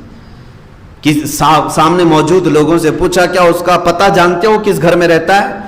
ایک صاحب نے کہا حضور میں جانتا ہوں. کہا چلو، لے کر کے گاڑی چلے. رات کا وقت ہے. کرلا کے آج بھی اگر آپ جائیں گے ایک علاقہ ہے کپاڑیا نگر کہیں، وہاں پر پرانی ایک ندی بہتی ہے، اس کو میٹھی ندی کہتے ہیں. اس کے باہر جو ہے سلم ایریا، جھوپڑ پٹی تھے پہلے، اب تو سب ٹوٹ گئے. جھوپڑ پٹی، سب پترے کے گھر بنائے ہوئے. وہاں گاڑی جا کر کے روک دیا ڈرائیور نے، اور راستہ بتانے والے نے کہا کہ حضور اسی میں اندر گلی میں اس کا ایک گھر ہے، آپ یہاں گاڑی میں تشریف رکھیں، میں جا کے لاتا ہوں. آپ فوراً گاڑی سے اتر گئے. میں خود چلتا ہوں اس کے گھر، میں اس کے گھر چلتا ہوں. لوگ روکتے رہے. مفتی اعظم ہند رضی اللہ تعالیٰ عنہ گاڑی سے اتر گئے، اور جب جانے لگے تو کیچڑ تھا، کیچڑ پورے پیروں میں آ گیا. شہزادہ اعلیٰ حضرت کی بات کر رہا ہوں، جس کی ایک جھلک کے لیے لوگ بے قرار رہتے تھے. وہ کیچڑ میں چلتے ہوئے اس گلی کے اندر گئے، اور جب گھر جو ہے بہت چھوٹا اندر تھا، وہاں پہنچے اور لوگوں نے دستک دی. دروازہ اسی شخص نے کھولا جو آپ کا مرید تھا. جیسے ہی وہ گھر کے باہر مفتی اعظم ہند کو دیکھا، اس کا بدن کانپنے لگ گیا. کہا کہ حضور میرے گھر تک کیسے تشریف لائے؟ تو مفتی اعظم ہند رضی اللہ تعالیٰ عنہ نے صرف اتنا فرمایا، سنا ہے کہ تو ہم سے روٹھا ہوا ہے، میں تجھے منانے آیا ہوں۔ اللہ اکبر۔ جب کوئی یہ کہے، میرے عزیزو، یہ عادتیں ہیں مصطفیٰ کریم صلی اللہ علیہ وسلم کی۔ اگر کوئی فجر کی نماز میں نہیں آتا تو میرے آقا اس کے گھر تک چلے جاتے تھے، معلوم تو کر کے آؤں اس بندے کے ساتھ کیا ہوا ہے۔ صحابہ کو لے کر کے چلے جاتے، کہیں بیمار تو نہیں، آج مسجد کیوں نہیں آیا؟ اگر بیمار تھا تو یہ عادت ہو جاتی، اور بیمار نہیں تھا ویسے ہی سویا تھا تو شرم کے مارے دوبارہ کبھی نہیں سوئے گا کہ میرے گھر پوچھنے کے لیے مجھے آ جائیں گے۔ یہ سنت مصطفیٰ ہے۔ مفتی اعظم ہند رضی اللہ تعالیٰ عنہ کی اتنی بات سن کر کے وہ کپڑے پہنا، جلدی سے بھاگتا ہوا آیا، قدموں کو پکڑا۔ آپ نے فرمایا چلو میرے ساتھ چلو، گاڑی میں بیٹھو۔ لے کر کے آئے، دسترخوان ویسے ہی بچھا ہوا تھا۔ مائم شریف آنے کے بعد بیٹھ کر کے آپ نے سب سے پہلے سختی سے پوچھا، بتا کیا وجہ ہے کہ تو غلط عقیدے کی طرف چلا گیا، بد عقیدہ ہونے کی کوشش کیا، یا تیرا میل جول فلاں فلاں فلاں کے ساتھ ہو گیا، میں تیرے بارے میں کیا سن رہا ہوں؟ تو اس نے ڈرتے ہوئے کہا کہ حضور بات صرف اتنی ہے، تجارت کرتا ہوں تو تجارت میں لین دین میں سب کے ساتھ معاملات ہوتے رہتے ہیں، بس اس سے زیادہ میرا دلی لگاؤ کسی سے نہیں، میں آج بھی اہل سنت و جماعت پر، بس تجارت کے معاملات میں لین دین میں معاملات ہوتے ہیں حضور، لیکن یہ سارے لوگ، یہ جتنے مرید ہیں، انہوں نے سب مجھے دھکا دے کر کے الگ کر دیا، صرف میری اتنی بات کو لے کر کے انہوں نے مجھے کہا کہ تو بدعقیدہ ہو گیا ہے، تو وہابی ہو گیا ہے، تجھے اہل سنت و جماعت سے نکار دیا گیا ہے، یہ سب باتیں انہوں نے کہہ کر کے مجھے نکال دیا، واپس مجھے آنے کی ہمت نہیں ہوئی، اسی لیے سرکار آپ کی بارگاہ میں نہیں آ سکا۔ مفتی اعظم ہند رضی اللہ تعالیٰ عنہ نے پھر سارے مجمع کو سمجھایا، سارے مجمع کو سمجھایا، کہا کہ رسول کریم صلی اللہ تعالیٰ علیہ وسلم کی ایک عادت کہ ایک بار ایک یہودی کا جنازہ جا رہا تھا، حضور صلی اللہ تعالیٰ علیہ وسلم بیٹھے ہوئے تھے، کھڑے ہو گئے، کس کا جنازہ جا رہا ہے؟ یہودی کا، کھڑے ہو گئے، اور حضور اکرم صلی اللہ علیہ وسلم کی آنکھوں میں غم کے آثار نظر آئے، آنسوں کی تھے۔ صحابہ نے کہا یا رسول اللہ صلی اللہ علیہ وسلم وہ یہودی ہے، کافر ہے، اس کا جنازہ جا رہا ہے۔ آپ نے فرمایا میں اس کو جانتا ہوں، پہچانتا ہوں، مجھے غم اس بات کا ہے، کاش اس کی زندگی میں میں اس تک ایک بار بھی پہنچا ہوتا اور اس کو دعوت دین دیا ہوتا، شاید وہ میرے دین کو قبول کر لیتا اور آج جنت کی طرف جا رہا ہوتا، میں اس کی زندگی میں اس تک نہیں پہنچ سکا، مجھے اس بات کا افسوس ہے۔ وہ اللہ کے نبی صلی اللہ تعالیٰ علیہ وسلم اس بات کا غم رکھتے تھے کہ میں ہر ایک تک پہنچوں، ہر ایک کو ایمان ملے، اور تم لوگوں نے اپنی جماعت میں سے کسی ایک کو ایسے کیسے خارج کر دیا؟ وہ بھی مفتی اعظم ہند کے ہاتھ پر ہاتھ دیا ہوا شخص، اس کو نکال کر باہر کر دیا کہ سنی نہیں ہے۔ مفتی اعظم ہند رضی اللہ تعالیٰ عنہ نے سب کو تنبیہ کی اور کہا کہ ان معاملات میں جب بھی ایسی کوئی بات آئے علماء اور مفتیان نظام کے سامنے رکھیں، خود سے کسی کو فتوے دے کر نہ نکالیں۔ سختی کے ساتھ جب آپ نے فرمایا، اور پھر اس شخص کو بھی تنبیہ کی کہ معاملات کیا ہیں، موالات کیا ہیں، کس حد تک آپ غیر مسلمین سے تعلقات رکھ سکتے، یہ سارے اصول سمجھائے، اور پھر اس سے کہا کہ عہد کرو کہ اہل سنت و جماعت پر مضبوطی سے قائم رہوں گا۔ اس نے کہا حضور اس سے میں بال برابر بھی نہیں ہٹوں گا، بس تجارت کے معاملات تھے اس لیے میں چلا گیا۔ یہ تھا فکر امت جس کو کہتے ہیں مفتی اعظم ہند رضی اللہ تعالیٰ عنہ کی، یہ نہیں کہ نکالنے کے لیے جلدی سے جلدی نکال دیں، اتنے سارے سب خارج ہو گئے۔ کوئی اگر لگ بھی رہا ہے اس طرح سے کہ یہ گمراہ ہو رہا ہے، اس کے پیچھے محنت کرنا ہم سب کی ذمہ داری ہے۔ کیوں؟ اس لیے کہ کیا وہ امت مصطفیٰ میں ہے یا نہیں؟ اگر وہ امت مصطفیٰ میں ہے تو کیا ایسے کو جہنم میں جاتے ہوئے دیکھنا آپ کو اچھا لگے گا؟ جب میرے آقا صلی اللہ تعالیٰ علیہ وسلم کو یہ پسند نہیں ہے کہ ان کے امتیوں کی کثیر تعداد دوزخ میں جائے، تو ہم کو بھی یہ کوشش کرنی چاہیے کہ دوزخ میں زیادہ سے زیادہ لوگ نہ جائیں، اس پر محنت کرنے کی ضرورت ہے۔ مفتی اعظم ہند رضی اللہ تعالیٰ عنہ کی یہ معاملات تھے۔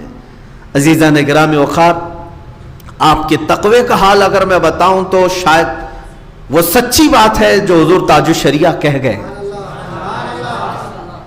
علیہ الرحمت والرضوان ताज शरिया के नाना थे, सगे नाना, मुफ्ती आजम हिंद। बात समझ रहे ना? मुफ्ती आजम हिंद की सबसे बड़ी जो साहबजादी थी, उनके बेटे थे हुजूर ताज शरिया। और ताज शरिया का नसब दोनों तरफ से भी आला हजरत को मिलता है। आला हजरत के बड़े बेटे हामिद रजा खान और छोटे बेटे मुफ्ती आजम हिंद। मुफ्ती आजम हिंद की बेटी और हामिद रजा खान रहमतुल्लाह अलैह के बेटे, इन दोनों का आपस में निकाह हुआ और उन दोनों के निकाह से ताज शरिया पैदा हुआ। यानी नाना मुफ्ती आजम हिंद है इनके और दादा हुज्जतुल इस्लाम है। और दोनों तरफ से भी आला हजरत जो है, नाना की तरफ से भी हैं, दादा की तरफ से भी हैं। बहरहाल जो फरमाए अपने नाना के मुतालिक हुजूर ताज शरिया रहमतुल्लाह ताला ने, वो बिल्कुल बरहक बात है।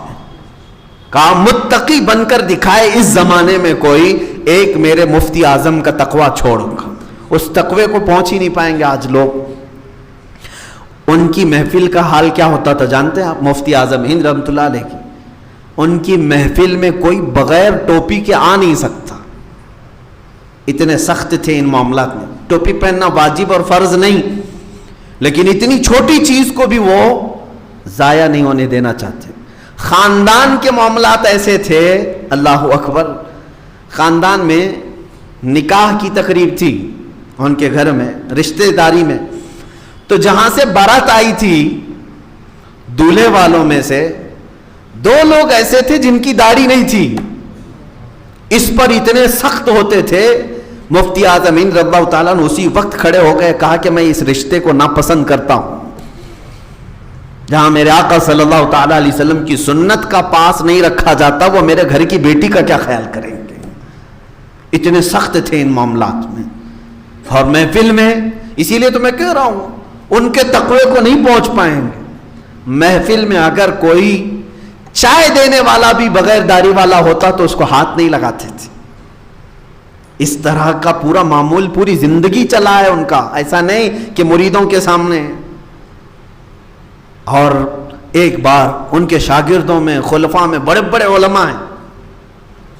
उनके खलीफा हैं अल्लामा कमरुज़्ज़मान खान साहब, मुफक्किर इस्लाम।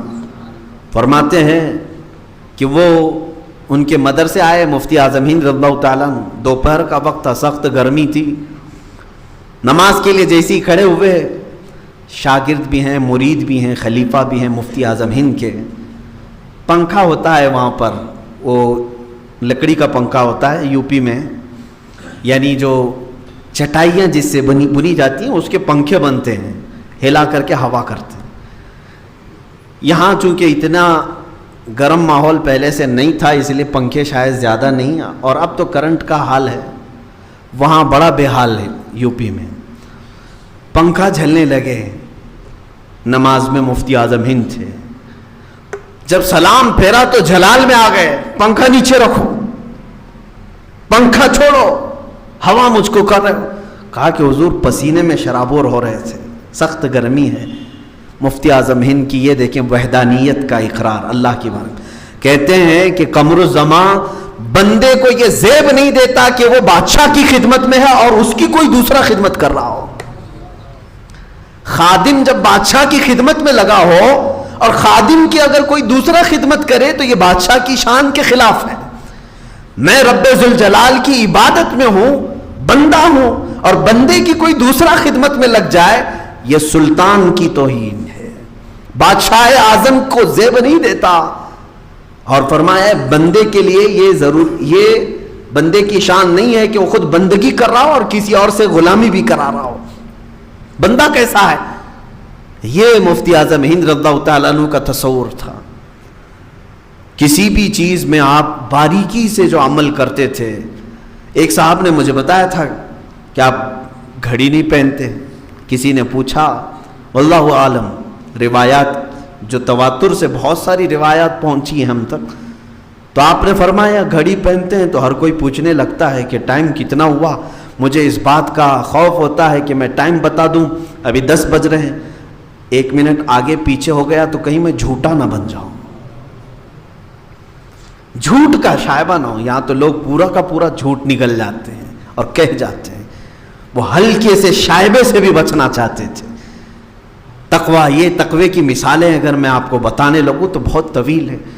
اپنے ایک مرید کے گھر آپ قیام کیے ہوئے تھے کلکتہ میں. بڑے صاحب تھے، وہ رئیس بھی تھے، مرید بھی تھے، مفتی اعظم ہند رضی اللہ تعالیٰ عنہ کے بڑے معتقد تھے. رات کو جب سوئے تو کمرے کے باہر ایک نل تھا جس میں سے پانی ٹپ ٹپ ٹپ ٹپ ٹپک رہا تھا. آپ بیدار ہوئے، مالک مکان کو، صاحب خانہ کو بلایا، کہا اس نل کو ٹھیک کراؤ، پانی ضائع ہو رہا. کتنے نلوں میں پانی جاتا رہتا ہے، نل میں سے قطرے ٹپکے جا رہے ہیں، اس کو ٹھیک کروا لو، پانی ضائع ہو رہا ہے. کہا حضور ٹھیک ہے میں کروا لوں گا. صبح ہوئی، پھر جب صبح کہیں جا رہے تھے آپ تو آپ نے پھر اس کو کہا کہ رات بھر ٹپکتے رہا پانی، تم نے ٹھیک نہیں کہا. کہا حضور ابھی کروا لیتا ہوں. آپ گئے، واپس آئے دوپہر کے وقت، آپ نے پھر دوبارہ بلایا، کہا میں کہہ رہا ہوں اس نل کو ٹھیک کروا لو. اب ظاہر سی بات ہے حضور مفتی اعظم ہند جس کے گھر پہ ٹھہرے ہوں، اس کے لیے انتظامی معاملات میں کتنا وہ مصروف رہا ہوگا، لوگوں کا آنا جانا سب. شام ہو گئی، وہ نل ٹپکتا ہی رہا، وہ بیچارہ کر نہیں سکا. شام ہوتے ہی مفتی اعظم ہند رضی اللہ تعالیٰ فوراً اپنے خادمین کو بلایا، کہا میرا سامان پیک کرو. فوراً اپنا سامان اٹھایا اور گھر سے نیچے اتر آئے. وہ رونے لگا کہ حضور کیا گستاخی ہو گئی، کیا گستاخی ہو گئی. کہنے لگے کہ میں نے مسلسل 3 مرتبہ تجھے سمجھایا کہ پانی تیرے گھر میں ضائع ہو رہا ہے، کل قیامت میں اللہ تعالیٰ میرا فیصلہ کرنے پر آ جائے کہ ایک فضول خرچی کرنے والے کے گھر تو رات بھر کیسے سویا تھا. میں کیا جواب دوں میرے مولا کو، جبکہ وہ رب تعالیٰ قرآن میں فرما رہا ہے ان المبذرین کانوا اخوان الشیاطین، فضول خرچی کرنے والے شیطان کے بھائی ہیں. میں کسی شیطان کے بھائی کے گھر میں رات قیام نہیں کر سکتا. خالی نل ٹپک رہا ہو، پانی کے قطرے ٹپک رہے ہو. ہے کسی کا یہ تقویٰ، اس شان کا تقویٰ؟ عزیزان گرامی وقار، نمازوں کا حال تو یہ تھا، اللہ اکبر، پوری زندگی بھر آپ کی کوئی نماز قضا نہیں رہی. 90 سال کی عمر میں ایک جملہ آپ میں بتا دوں، 90 سال کی عمر کو جب پہنچے ہیں، میرے استاذ گرامی جو حضور مفتی اعظم ہند رضی اللہ تعالیٰ عنہ کے خلیفہ بھی ہیں، وہ فرماتے ہیں کہ ہمارے سامنے مفتی اعظم ہند رحمۃ اللہ علیہ یوں کہا کرتے تھے کہ میاں میری جوانی کب آئی اور کب گئی مجھے پتہ ہی نہیں چلا. کیا کہتے تھے 90 سال کی عمر میں؟ میری جوانی کب آئی اور کب گئی مجھے پتہ ہی نہیں چلا. یہ بات وہ بندہ کر سکتا ہے جو جوانی کی عیاشیاں نہ کیا ہو، جو جوانی کی رنگینیوں میں نہیں ڈوبا، وہی تو بول سکتا ہے. ورنہ سب کو معلوم ہے جوانی انگارہ ہوتی ہے، جوانی میں لذتیں ہر کوئی لوٹ لیتا ہے. مفتی اعظم ہند رضی اللہ تعالیٰ عنہ فرما رہے 90 سال کی عمر میں میری جوانی کب آئی اور کب گئی مجھے پتہ ہی نہیں چلا. بچپنا بھی ویسا ہی، جوانی بھی ویسی، بڑھاپا بھی ویسا ہی. اللہ رب العزت نے جو تقوی کا امام بنایا اس کی مثال نہیں ملتی میرے عزیز، مثال نہیں ملتی. ہر چیز میں آپ نے شریعت مصطفیٰ صلی اللہ علیہ وسلم کو ملحوظ رکھا، حتیٰ کہ سنت مصطفیٰ کوئی بھی چھوٹنے نہیں دیتے تھے. آپ کا یعنی روز مرہ کا جو معمول ہے اس اعتبار سے بھی سنت کے خلاف کوئی کام نہیں کرنا چاہتے.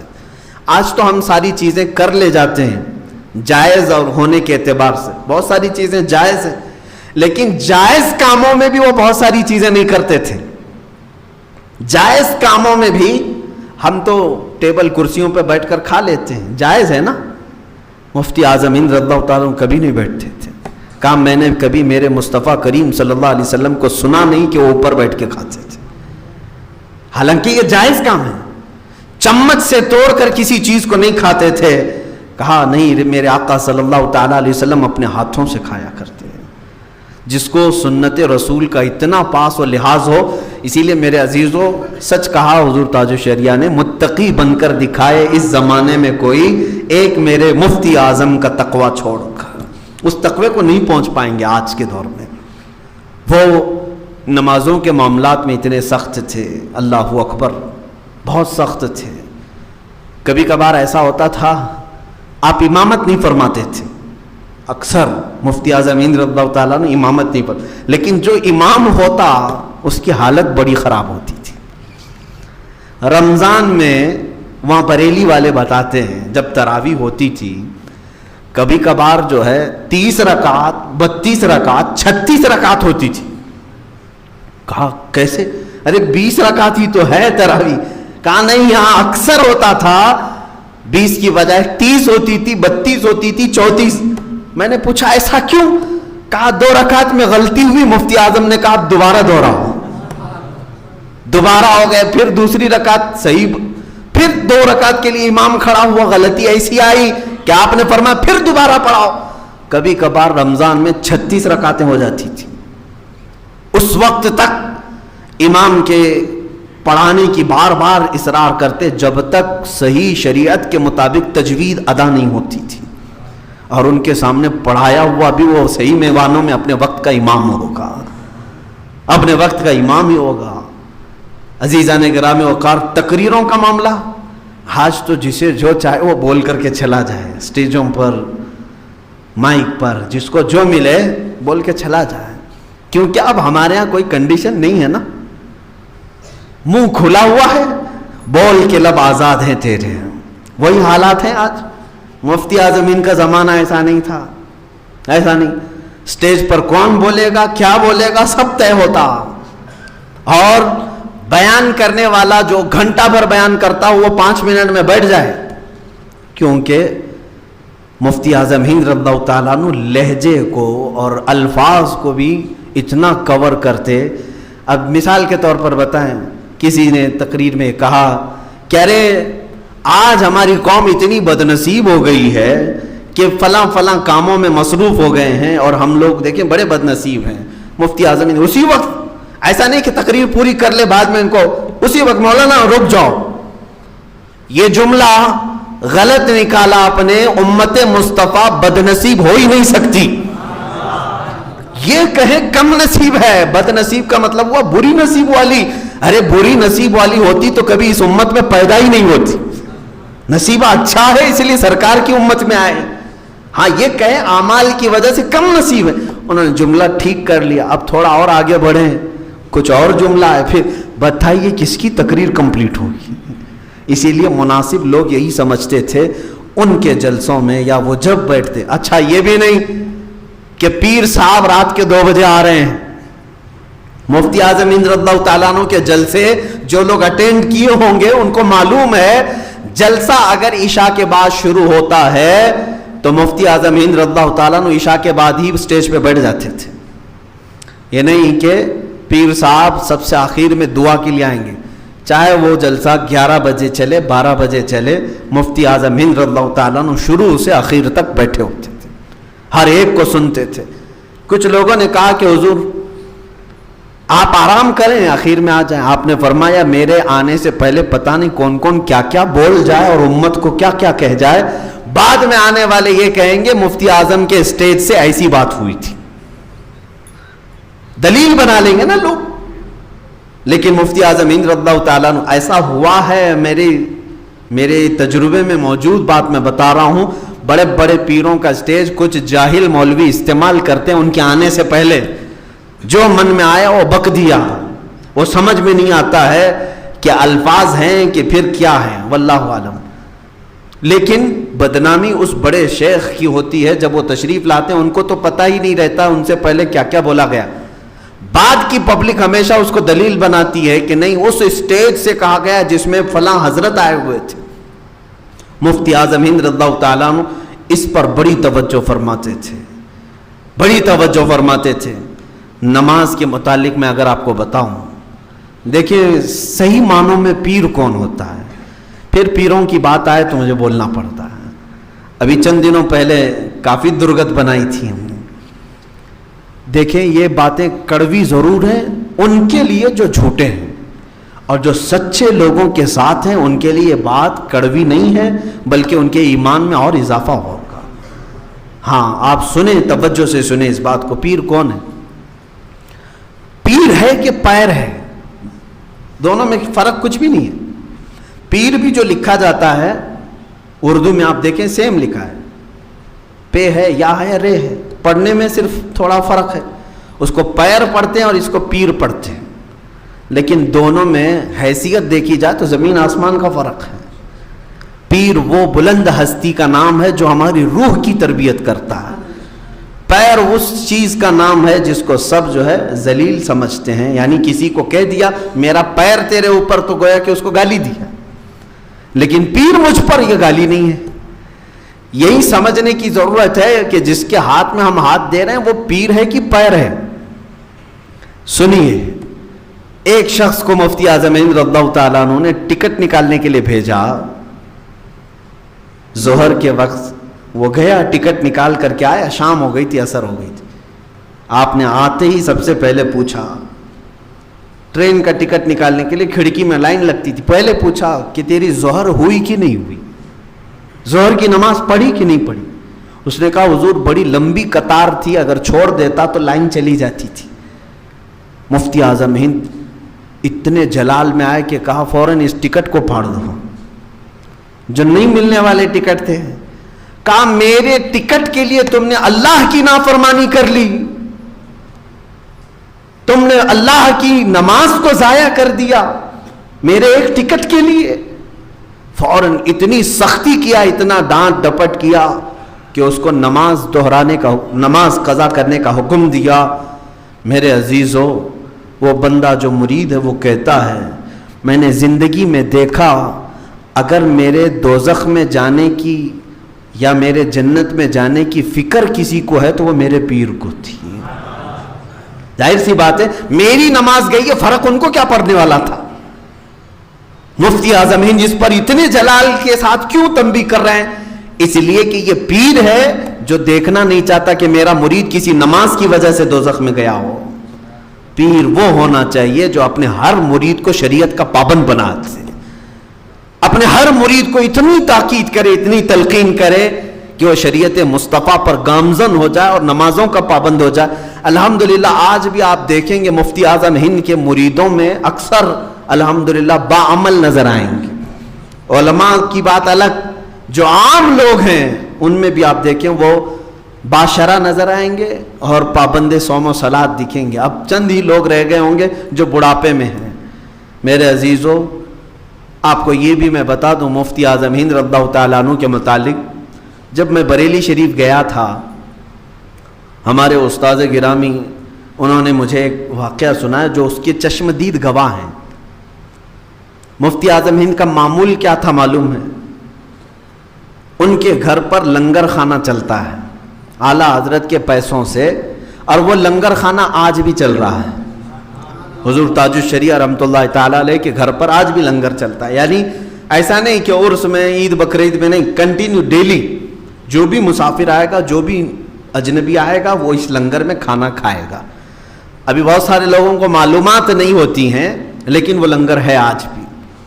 مفتی اعظم ہند کا معمول یہ تھا کہ رات کے وقت آپ کا دسترخوان اس وقت تک نہیں بچھایا جاتا جب تک دو اعلان کرنے والے آپ کے خود رکھے ہوئے تھے مفتی اعظم ہند کے. پورے محلے میں وہ اعلان کرتے تھے کہ سارے لوگ کھا چکے, سارے لوگ کھا چکے, سارے لوگ کھا چکے, وہ اعلان کرتے. اب سب کی طرف سے جواب آتا کہ کوئی کھانے والا باقی نہیں ہے, تب وہ آ کر کے خبر کرتے مفتی اعظم ہند کو, تب آپ کا دسترخوان لگایا جاتا محلے میں.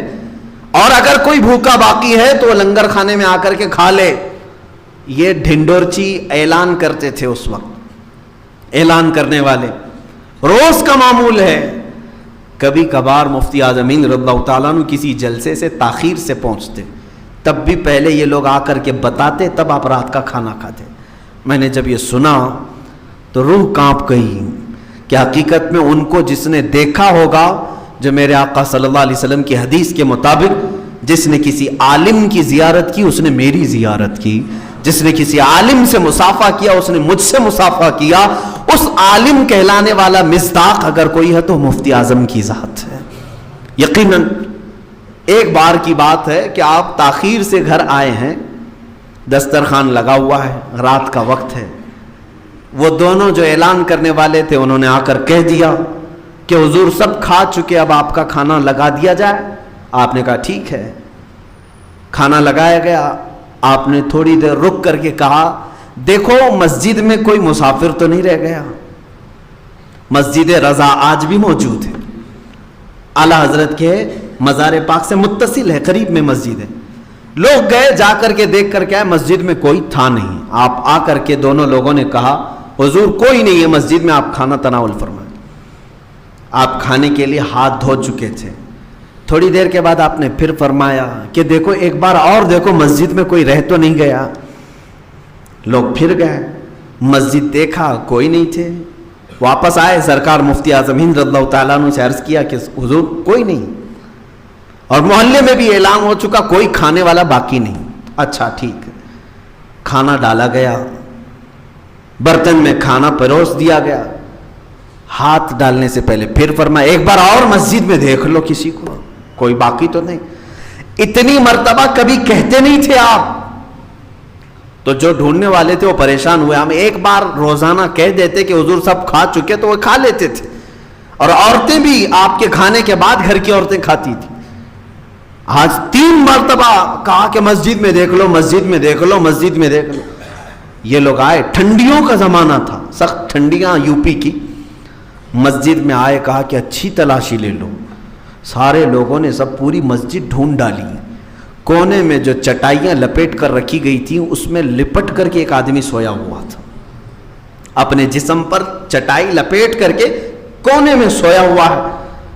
لوگوں نے دیکھا کہ ایک آدمی ہے مسجد میں اور چٹائیوں میں خود کو لپیٹا ہوا ہے ٹھنڈیوں کی وجہ سے. چٹائی ہٹائی اور اس کو اٹھایا. کہا کہ میاں کون ہو تم، کہاں سے آئے ہو؟ وہ گھبرا کے اٹھا اور کہا کہ بھائی میں مسافر ہوں، میں گجرات سے آیا ہوں. پیر و مرشد کی بارگاہ میں، حضور مفتی اعظمین کی بارگاہ میں سلامی پیش کرنے کے لیے آیا. تاخیر ہو گئی رات میں. کہا کھانا کھایا؟ کہا نہیں کھایا، کھانا نہیں کھایا. کہا کہ چلو لنگر خانے میں کھانا موجود ہے، تم کھا لو. اس نے کہا نہیں، اب خواہش نہیں ہے، ابھی کھانے کی خواہش نہیں ہے، ضرورت نہیں ہے. ان لوگوں نے چلا کر کے کہا میاں تجھے خواہش نہیں، لیکن تیرے جب تک نہ کھائیں ہمارے مرشد نہیں کھانے والے. وہ بندہ اٹھ کر کے آیا لنگر خانے میں، وہ کھانا کھایا. تب مفتی اعظم ہند کے دسترخوان پر کھانا رکھا گیا. اس کو کہتے ہیں پیر روشن زمیں. یہ نہیں کہ خالی مریدوں کا چورا بٹورے ہیں، جتنا آئے سب اندر ڈالے، سب اندر ڈالے. ہاں یہ بھی ہم نے دیکھا ہے، جو آ رہا ہے آتے جاؤ، آتے جاؤ، پھنستے جاؤ، آتے جاؤ، پھنستے جاؤ. کچھ لوگوں کی تسبیح ہی یہی ہے کہ جو آئے وہ پھنس جائے، جو آئے وہ صرف لے کر کے آئے. علامہ عبد المصطفیٰ اعظمی رحمۃ اللہ علیہ، ان کی کتاب ہے لطائف اعظمی، اس میں اکثر وہ اس طرح کی باتیں لکھتے ہیں. ایک بندہ ڈوب رہا تھا پانی میں، پیر صاحب اوپر کھڑے تھے، پیر صاحب اوپر ہیں اور یہ پانی میں ڈوب رہا ہے. اس نے کہا حضور ہاتھ دے دیجئے، ہاتھ دے دیجئے، میں اوپر آ جاؤں گا. نہیں دیا. ہاتھ دے دیجئے اوپر آ جاؤں گا.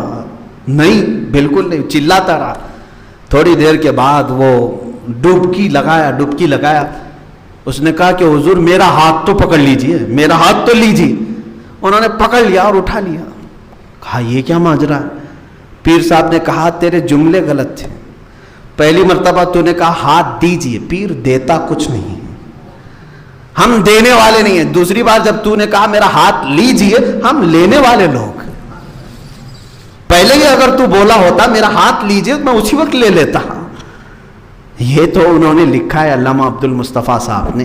اکثر لوگ اسی طرح کے ہوئے ہیں. میرے عزیزو، میرے آقا صلی اللہ تعالیٰ علیہ وسلم کی صفات جس پیر کے اندر ہیں وہ ایسے ہونی چاہیے جو ماں عائشہ صدیقہ فرماتی ہیں رمضان کے موقع پر حضور صلی اللہ علیہ وسلم کے پاس صرف ایک پیالہ دودھ ہے، افطاری کے لیے چند سانحیں باقی ہیں.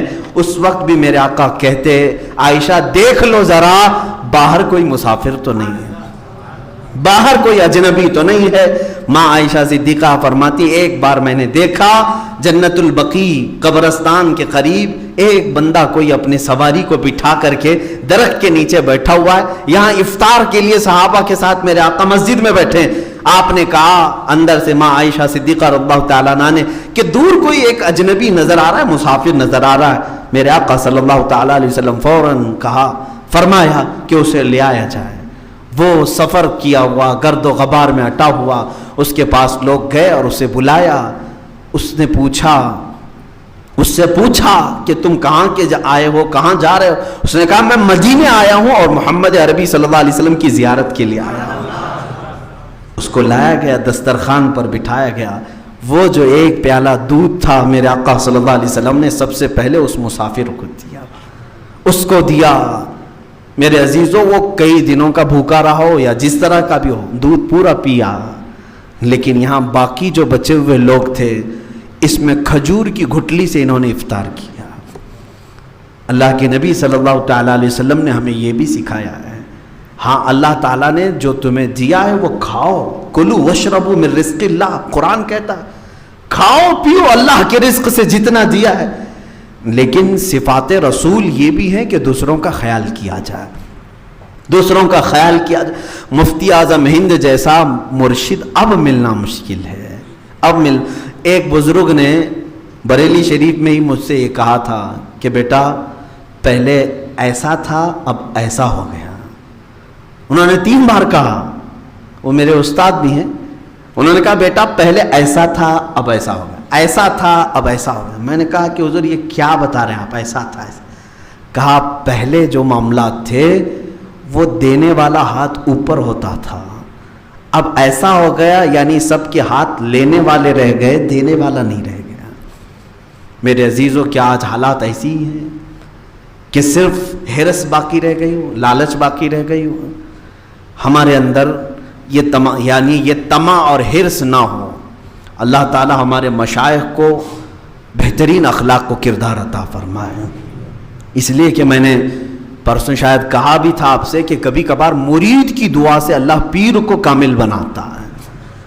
ہوتا یہی ہے کہ پیر کی دعا سے مرید اچھا ہوگا، یہ مشہور ہے، لیکن کبھی کبھار ایسا بھی ہوتا ہے کہ مریدین کی دعا سے اللہ پیر کو بھی صالح بنا دیتا ہے، اس کے اخلاق اچھے کر دیتا ہے۔ ہم سب دعا کریں اللہ تعالی ہمارے سروں پر اچھے اکابر اور اچھے مشائخ کا سایہ دراز فرمائے، جن کی زندگی میں ہم سنت مصطفیٰ کو دیکھ سکیں اور ان کو دیکھ کر کے ہم اپنے جینے کا سلیقہ سمجھ سکیں۔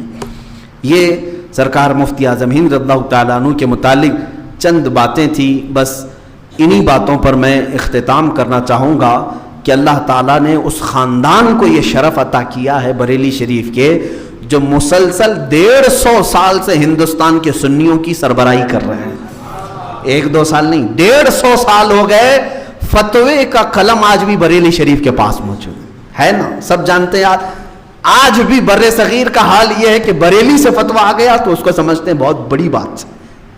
یہ جو اللہ تعالیٰ نے اس خاندان کو انعام و اکرام عطا کیا ہے، یہ ان کا تقوی بھی ہے، ان کی پرہیزگاری بھی ہے، ساتھ میں عشق رسول بھی ہے۔ آخر 2 چند اشعار مفتی اعظم ہند رضی اللہ تعالیٰ عنہ کے پیش کرتا ہوں۔ اندازہ کرو میرے عزیزو، جسے اللہ نے علم سے نوازا ہو، تقوی سے نوازا ہو، آپ کا حال یہ تھا کہ کئی ایسے ضرورت مند لوگ آتے، دلوں میں کیا کیا حالات لے کر کے آپ ان کو محسوس کر لیتے تھے۔ الہ آباد سے ایک غیر مسلم، نان مسلم ہے، وہ چلا تھا مفتی اعظم ہند کی بھیڑ بھاڑ کو دیکھ کر کے، گرو جی آئے ہوئے ہیں، میں بھی چلوں۔ وہ چلتے چلتے کچھ بات کرنا چاہتا تھا، موقع ہی نہیں ملا، بریلی شریف تک وہ آ گیا، ان کا پیچھا کرتے ہوئے بریلی شریف تک آ گیا۔ راوی بتاتے ہیں کہ مفتی اعظم ہند رضی اللہ تعالیٰ عنہ بریلی پہنچے تو فوراً اپنے گھر میں گئے اور ایک تعویذ لکھی اور لے کر باہر آئے، اس شخص کو بلایا جو غیر مسلم تھا، کہا ادھر آؤ۔ اس کو بلا کر کے آپ نے اس کو ایک تعویذ دیا، کہا کہ تیرے گھر میں اولاد نہیں، اللہ تجھے اولاد عطا کرے۔ وہ ان کے ہاتھ پر اسلام قبول کیا۔ وہ کہتا ہے میں الہ آباد سے نکلا تھا اسی بات کے لیے کہ برسوں ہو گئے میرے گھر میں اولاد نہیں تھی۔ یہ جو صفت ہے یہ اللہ کے حبیب صلی اللہ علیہ وسلم کی کامل محبت سے آتی ہے۔ کامل محبت جب بندہ کرتا ہے تو اللہ اس کے دل میں ضرورت مند لوگوں کے خیالات، ضروریات کو اس کے دل میں ڈال دیتا ہے۔ مثال کے طور پر میں آپ کو بتاؤں، میں مسجد سے باہر نکل رہا ہوں، یہاں پر سینکڑوں لوگ ہیں، کسی ایک ہی کو میں بلایا، مجھے معلوم نہیں، اور میں نے اس کو نکال کر کے 100 روپے دیے، کہا لے جاؤ، اللہ تمہاری ضرورتیں پوری کرے۔ اتفاق ایسا کہ اسی بندے کو 100 روپے کی ضرورت تھی اور اس کے گھر میں کچھ بھی نہیں تھا، دیکھنے میں تو ایسا لگے گا کہ کیا ان کو مولانا کو علم غیب تھا، میرے گھر میں کچھ بھی نہیں تھا اور انہوں نے 100 روپے مجھے پکڑایا برابر ٹائم پہ۔ میرے عزیزو، اس کو میں علم غیب نہیں کہتا۔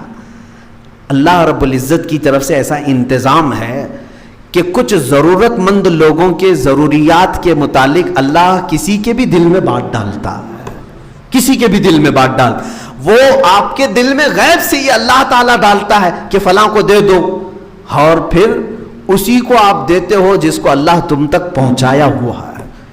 مفتی اعظم ہند رضی اللہ تعالیٰ عنہ کے ساتھ ایسا کثرت سے ہوا ہے، کثرت سے ہوا۔ اچھا، بہرائچ شریف کی ایک بات میں بتاؤں کہ لوگ جوک در جوک کھڑے رہتے تھے تعویذ کے لیے، تعویذ کے لیے۔ میں نے سنا ہے، اچھا، مفتی اعظم ہند رضی اللہ تعالیٰ عنہ تعویذ بھی لکھتے تھے، اور عمل کے میدان میں آپ بہت ہی پرہیزگاری اور بہت اعلیٰ درجے کو پہنچے ہوئے تھے۔ میرے والد گرامی کو حضور مفتی اعظم ہند رضی اللہ تعالیٰ عنہ نے کئی عملیات کی اجازت بھی تھی، اور ان کا خط بھی آیا تھا میرے والد کو اجازات کے ساتھ، لیکن خود مفتی اعظم ہند کیا لکھتے تھے؟ آج میں بھی ضرورت مند لوگوں کو تعویذ دیتا ہوں۔ تعویذ میں قرآنی آیات ہوتی ہیں، قرآنی آیات ہیں، اور جو بزرگوں سے ثابت دعائیں ہیں وہ ہم لکھ کر کے دیتے ہیں۔ شفا تو اللہ ہی کی طرف سے، ڈاکٹر بھی گولی دیتا ہے لیکن شفا نہیں دیتا، شفا اللہ کی طرف سے۔ ہم تعویذ دیتے ہیں، یہ نہیں ہے کہ میری تعویذ جو ہے جادو ہے، ابھی لے کے گیا ابھی گھر میں ایسا ہو گیا، نہ، ہم جو ہے آپ کو کچھ چیز دیے ہیں اللہ کی ذات سے امید رکھ کر کے کہ مولا اگر چاہے تو میں کنکر بھی دوں، شفا اسی کی طرف سے۔ مفتی اعظم ہند رضی اللہ تعالیٰ عنہ خود جو تعویذ لکھتے تھے، کیا، اب مثال کے طور پر میں کوئی آیا اولاد کے لیے، اس کے لیے ایک الگ تعویذ ہے، آیات الگ ہے، کوئی شوہر بیوی کے جھگڑے ہیں اس کے لیے الگ ہے، شریر بچے ہیں ان کے لیے کچھ الگ ہے، عملیات کے میدان میں سب تعویذیں الگ۔ لیکن مفتی اعظم ہند رضی اللہ تعالیٰ عنہ کے پاس کئی طرح کی شکایتیں لے کر کے لوگ آنے والے، اور سب کی تعویذ میں صرف درود پاک۔ بیمار ہے، درود شریف، بسم اللہ الرحمن الرحیم لکھا، درود شریف لکھا۔ اولاد نہیں ہے، بسم اللہ الرحمن الرحیم درود شریف لکھا۔ شادی نہیں ہو رہی، رشتے نہیں ہو رہے، بسم اللہ الرحمن الرحیم درود شریف لکھا۔ سب کے لیے ہی۔ لیکن جب کسی دوسرے کو اجازت دیتے تھے، وہ عملیات سب دیتے تھے۔ آپ سے آپ کے خلیفہ نے پوچھا کہ حضور ہر بیمار کو صرف درود ہی؟ انہوں نے کہا میاں یہ تعویذ تو ایک ذریعہ ہے، تعویذ تو ایک ذریعہ ہے سامنے والے کے دل کی تسلی کے لیے، اصل شفا تو اللہ ہی کی طرف سے، اصل شفا اللہ ہی کی طرف سے ہے۔ اگر میں پورا قرآن کسی کو لکھ کر کے دوں، اللہ نہ چاہے تو اس کی بیماری کبھی صحیح نہیں ہوگی، اور اگر اللہ چاہے میں اس کو صرف انگلی سے پھیر کر کے دے دوں تب بھی اللہ اس کو برکت دے دے گا۔ یہ ان کا توکل تھا، یقین تھا۔ میں بات یہ کہنا چاہ رہا تھا، جس کو اللہ نے اتنی قوت عطا فرمائی، اتنی طاقت عطا فرمائی، اور بزرگوں میں آپ کا مقام و مرتبہ یہ تھا، اللہ اکبر، بات ختم ہوتے ہوتے پھر لگ جاتی ہے، بار بار یہ موقع نہیں آتے، اس لیے میں پیٹ بھر کر کے کہنا بھی چاہتا ہوں۔ بریلی شریف میں ایک صاحب فرماتے ہیں، کچرے کے ڈھیر پر ایک کوئی دیوانے بیٹھے ہوئے تھے۔ مجذوب جو ہوتے ہیں نا، اللہ کی یاد میں جو اپنی عقل فنا کر چکے، ان کو مجذوب کہتے ہیں، لیکن ایرے غیرے کو مجذوب نہیں کہنا۔ کچھ لوگ آج جو ہے چرسی، موالی، گجیڑی سب کو جو ہے مجذوب ہے، مجذوب ہے، پیچھے پڑ گئے ہیں۔ ایک بات یہ بھی میں بتا دوں آپ کو، کوئی مجذوب اگر دکھ بھی جائے تو امت کو یہ نہیں حکم ہے کہ ان کے پیچھے پیچھے لگ جائے، مجذوب کی پیروی کرنے کا حکم نہیں، سالک کی پیروی کرنے کا حکم ہے۔ مجذوب کون ہوتا ہے؟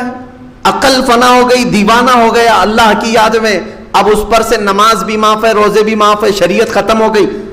عقل نہ ہو تو شریعت نہیں ہے نا، عقل ختم ہو گئی، شریعت نہیں ہے ان کے اوپر۔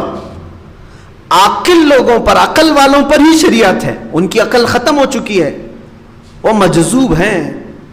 وہ اللہ رب العزت بہتر جانتا ہے ان کے اور اللہ کے تعلقات کیا ہیں، لیکن امت کو جس کا عقل سلامت ہے، سب کو کہا گیا ہے کہ تم مجذوبوں کے پیچھے نہ پڑو، ورنہ تم دین سے ہاتھ دھو بیٹھو گے۔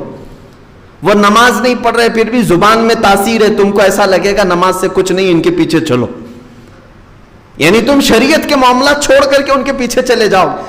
تمہیں حکم ہے سالک، سالک کہتے ہیں وہ اللہ کا ولی جو ہوش و حواس میں شریعت پر قائم ہے، اور اللہ کا ولی ان کے پیچھے چلنے کا تمہیں حکم ہے۔ بریلی شریف میں ایک مجذوب تھے، وہ خالی ایک لنگوٹ پہنے ہوتے، یعنی چھوٹی سی تہبند جو ہے، ایک کپڑا، اور باقی پورا بدن ننگا، کچرے کے گھوٹ ایک ڈھیر پر بیٹھے رہتے تھے۔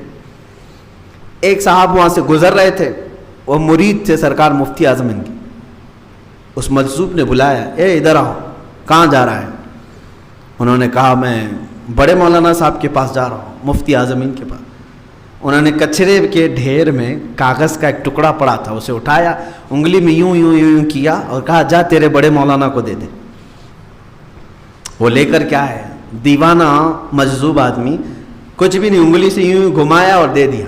کہتے ہیں میں لے کے آیا، محفل میں بیٹھا مفتی اعظم ہند رضی اللہ تعالیٰ عنہ کے، تھوڑی دیر کے بعد میں نے دل میں سوچا دوں بھی کہ نہیں دوں، کہیں میرا مذاق نہ ہو جائے۔ کچرے میں بیٹھا ہوا دیوانہ کاغذ پہ انگلی پھرا کے دے دیا۔ جب سب لوگ چھٹنے لگے تو اس مرید نے کہا حضور فلاں کچرے کی ڈھیر پر وہ جو ایک صاحب بیٹھتے ہیں انہوں نے ایسے ایسے لکھ کر کے آپ کو کچھ دیا ہے۔ مفتی اعظم ہند نے دیکھا کوڑا کاغذ ہے، کچھ بھی نہیں، آگے پیچھے کچھ نہیں، لیکن اس کو دیکھ کر کے مفتی اعظم ہند مسکرائے۔ اپنی انگلی سے انہوں نے بھی یوں ہی کہا کہ جاؤ انہی کو واپس دے دو۔ وہ ایک طرف سے دیوانے ہیں لیکن یہاں تو پورے ہوش و حواس والے ہیں، انہوں نے بھی وہی کیا۔ وہ لے کر کے صاحب گئے اور وہ جو کچرے کی ڈھیر پر ابھی تک وہ انتظار کر رہے تھے، جا کر کے یہ چٹھی ان کو دی کہ بڑے مولانا نے آپ کو دی۔ یہ جیسے دیا انہوں نے اپنی لنگی کھولی، لنگوٹ نکال دیا، پورا بدن برہنا اور نکل کر بھاگنے لگے۔ ہو گیا میرا مسئلہ، ہو گیا میرا مسئلہ، اس طرح کہتے ہوئے بھاگنے لگے۔ وہ لنگوٹ بھی وہیں پڑی ہوئی تھی۔ ان کو سمجھ میں ہی نہیں آیا کیا تھا دونوں کے درمیان، وہ پریشان تھے۔ اسی لیے کہتے ہیں مجذوبوں کے پیچھے نہ جاؤ نہیں تو تم پاگل بن جاؤ گے۔ چند لمحوں کے بعد وہ پھر واپس مفتی اعظم ہند کے پاس آئے، کہا کہ حضور آپ نے کیا گھمایا معلوم نہیں، وہ تہبند کھول کے بھاگ گئے، لنگی کھول کر بھاگ گئے۔ سرکار مفتی اعظم ہند رضی اللہ تعالیٰ عنہ نے جواباً فرمایا اب وہ تمہیں نہیں ملیں گے کبھی، اب وہ تمہیں کبھی نہیں ملیں گے۔ وہ مجذوب تھے اور قطبیت کے مقام کو پہنچے ہوئے تھے، اللہ رب العزت کے ایک ولی ہیں۔ انہوں نے مجھ سے یہ سوال کیا تھا، مفتی صاحب اللہ کی یاد میں جو بندہ ساری دنیا چھوڑ چکا ہو، اللہ کی یاد میں جو بندہ ساری دنیا چھوڑ چکا ہو، دنیا کی اگر کوئی چیز اس کے جسم پر ہے تو ایک تہبند ہے، کیا تمہاری شریعت وہ تہبند بھی اتارنے کی اجازت دیتی ہے؟ شریعت اس بات کی اجازت دیتی ہے۔ مفتی اعظم ہند رضی اللہ تعالیٰ عنہ نے کہا میں نے جواب میں یہ لکھا جس نے کل دنیا چھوڑی ہو اور جس کی عقل بھی نہ ہو اس کے لیے نہ تہبند کی ضرورت ہے نہ کسی کپڑے کی ضرورت ہے۔ میں نے جواب میں یہ لکھا، انہوں نے تہبند کھولی اور چلے گئے۔ یہ اہل اللہ کے درمیان کے معاملات ہیں میرے عزیزو۔ شریعت کی یہاں پر باریکی سمجھانے کے لیے مجھے پھر اور لمبا وقت چلے گا کہ ایسا کیسا مسئلہ ہے کہ کسی کو ننگا ہونے کا حکم دیا جائے۔ یہ ان لوگوں کے لیے ہے جو جذب کے عالم میں ہیں، وہ دنیا کی کوئی چیز نہیں پسند کرتے۔ اعلیٰ حضرت کے زمانے میں ایک مجذوب تھے، اعلیٰ حضرت کے زمانے میں وہ ہمیشہ برہنہ رہتے تھے۔ ایک دن سنا ہے کہ وہ کپڑے پہن کے آ گئے جب اعلیٰ حضرت آنے لگے، یا پھر کسی ایک دوسرے بزرگ کے متعلق یہ بات مشہور ہے، جنازے میں وہ کپڑا پہن کر کے آئے، جنازہ تھا بزرگ کا، وہ کپڑا پہن کر کے آئے۔ لوگوں نے کہا بابا جی آپ لنگے رہتے تھے آج کپڑا پہن کے آئے ہو۔ کہا پہلی مرتبہ کسی زندے کے سامنے آیا ہوں تو شرم تو آئے گی۔ بات سمجھا آپ؟ جنازہ ہے، جنازے میں یہ آج پہلی بار کپڑا پہن کے آئے ہیں جو زندگی بھر ننگے رہتے تھے۔ لوگوں نے کہا بابا جی آج کہاں سے کپڑے آ گئے تمہارے بدن پر؟ تو انہوں نے کہا پہلی مرتبہ ایک زندے کے سامنے آیا ہوں جس کی وجہ سے میں بدن چھپایا ہوں، باقی سب تم لوگ تو سب مردے ہو، تم کو سے کیا بدن چھپاؤں؟ یہ مجذوب لوگوں کی باتیں ہیں میرے عزیزو۔ بہرحال سرکار مفتی اعظم ہند کا ایک مقام تھا کہ وقت کے قطب بھی اور مجذوب بھی ان سے فتویٰ پوچھا کرتے تھے، ان سے مسائل شریعت دریافت کرتے۔ بہرحال سرکار مفتی اعظم ہند کو اللہ نے یہ سارے انعامات دیے تھے، لیکن ان کا ایک شعر جو ہے یہ ہمیں تڑپا دیتا ہے، تڑپا دیتا ہے۔ اگر میں وہ شعر پڑھوں تو سارے لوگوں کا غرور، تکبر، گھمنڈ سب فنا ہو جانا چاہیے۔ میں کسی کھیت کا مولی نہیں ہوں، میری کوئی حیثیت نہیں جو آج میں کھڑا ہوں، میں شاید مجمع کا سب سے کمتر آدمی ہوں۔ مفتی اعظم ہند جب یہ بات کہتے ہیں، میرے اعمال سیاہ نے کیا جینا تو بھر، میرے اعمال سیاہ نے کیا جینا تو بھر، زہر کھاتا تیرے ارشاد نے کھانے نہ دیا۔ ان کے کون سے اعمال سیاہ تھے جو زندگی میں یہ کہہ رہے ہیں 90 سال کی عمر میں کب جوانی آئی کب گئی پتہ ہی نہیں چلا۔ وہ بزرگ جب بارگاہ رسالت میں آپ صلی اللہ علیہ وسلم میں نعت لکھ رہے ہیں تو یوں کہہ رہے ہیں، میرے اعمال سیاہ نے کیا جینا تو بھر، یا رسول اللہ زہر کھاتا تیرے ارشاد نے کھانے نہ دیا۔ میرے عزیزو، یہاں ہمارے تو گناہوں پر گناہ ہیں، لیکن ہم یہ کہتے ہیں ہم بڑے پاک لوگ ہیں۔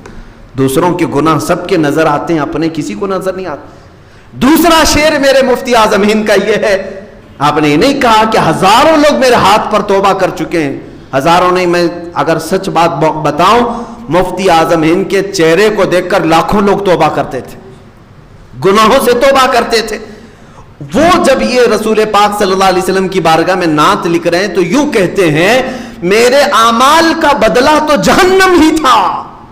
اللہ اکبر، اس کو کہتے ہیں عاجزی اور انکساری۔ مفتی اعظم ہند فرما رہے، میرے اعمال کا بدلہ تو جہنم ہی تھا، میں تو جاتا میرے سرکار نے جانے نہ دیا۔ یعنی کل ملا کر کے انہوں نے کیا کہا، ہماری زندگی پر اگر کوئی چیز قیامت کے دن شفاعت کا سبب بن سکتی ہے تو میرے مصطفیٰ کی ذات ہے۔ کبھی یہ نہ سمجھنا کہ میں بہت بڑا متقی ہوں، میں بہت بڑا پرہیزگار ہوں، بہت بڑا عالم ہوں، میرے ساتھ ہزاروں لوگ توبہ کر چکے ہیں، یہ غرور اور گھمنڈ کبھی کسی کو نہ آئے۔ مفتی اعظم ہند رضی اللہ تعالیٰ عنہ جو عاجزی اور انکساری کرتے تھے وہ بہت کم لوگوں میں دیکھنے کو ملی ہے۔ اسی لیے آپ نے مشہور جو آپ کی نعت ہے، تو شمع رسالت ہے عالم تیرا پروانہ، اس نعت کے اخیر کا جو شعر لکھا تھا انہوں نے، اس کو حضور تاج الشریعہ رحمۃ اللہ علیہ نے بدل دیا تھا۔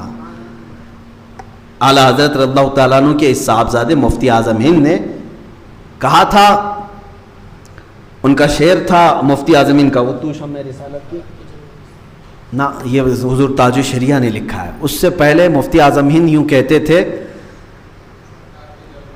نہ نہیں نہیں یہ نہیں، یہ بدلا ہوا شعر ہے۔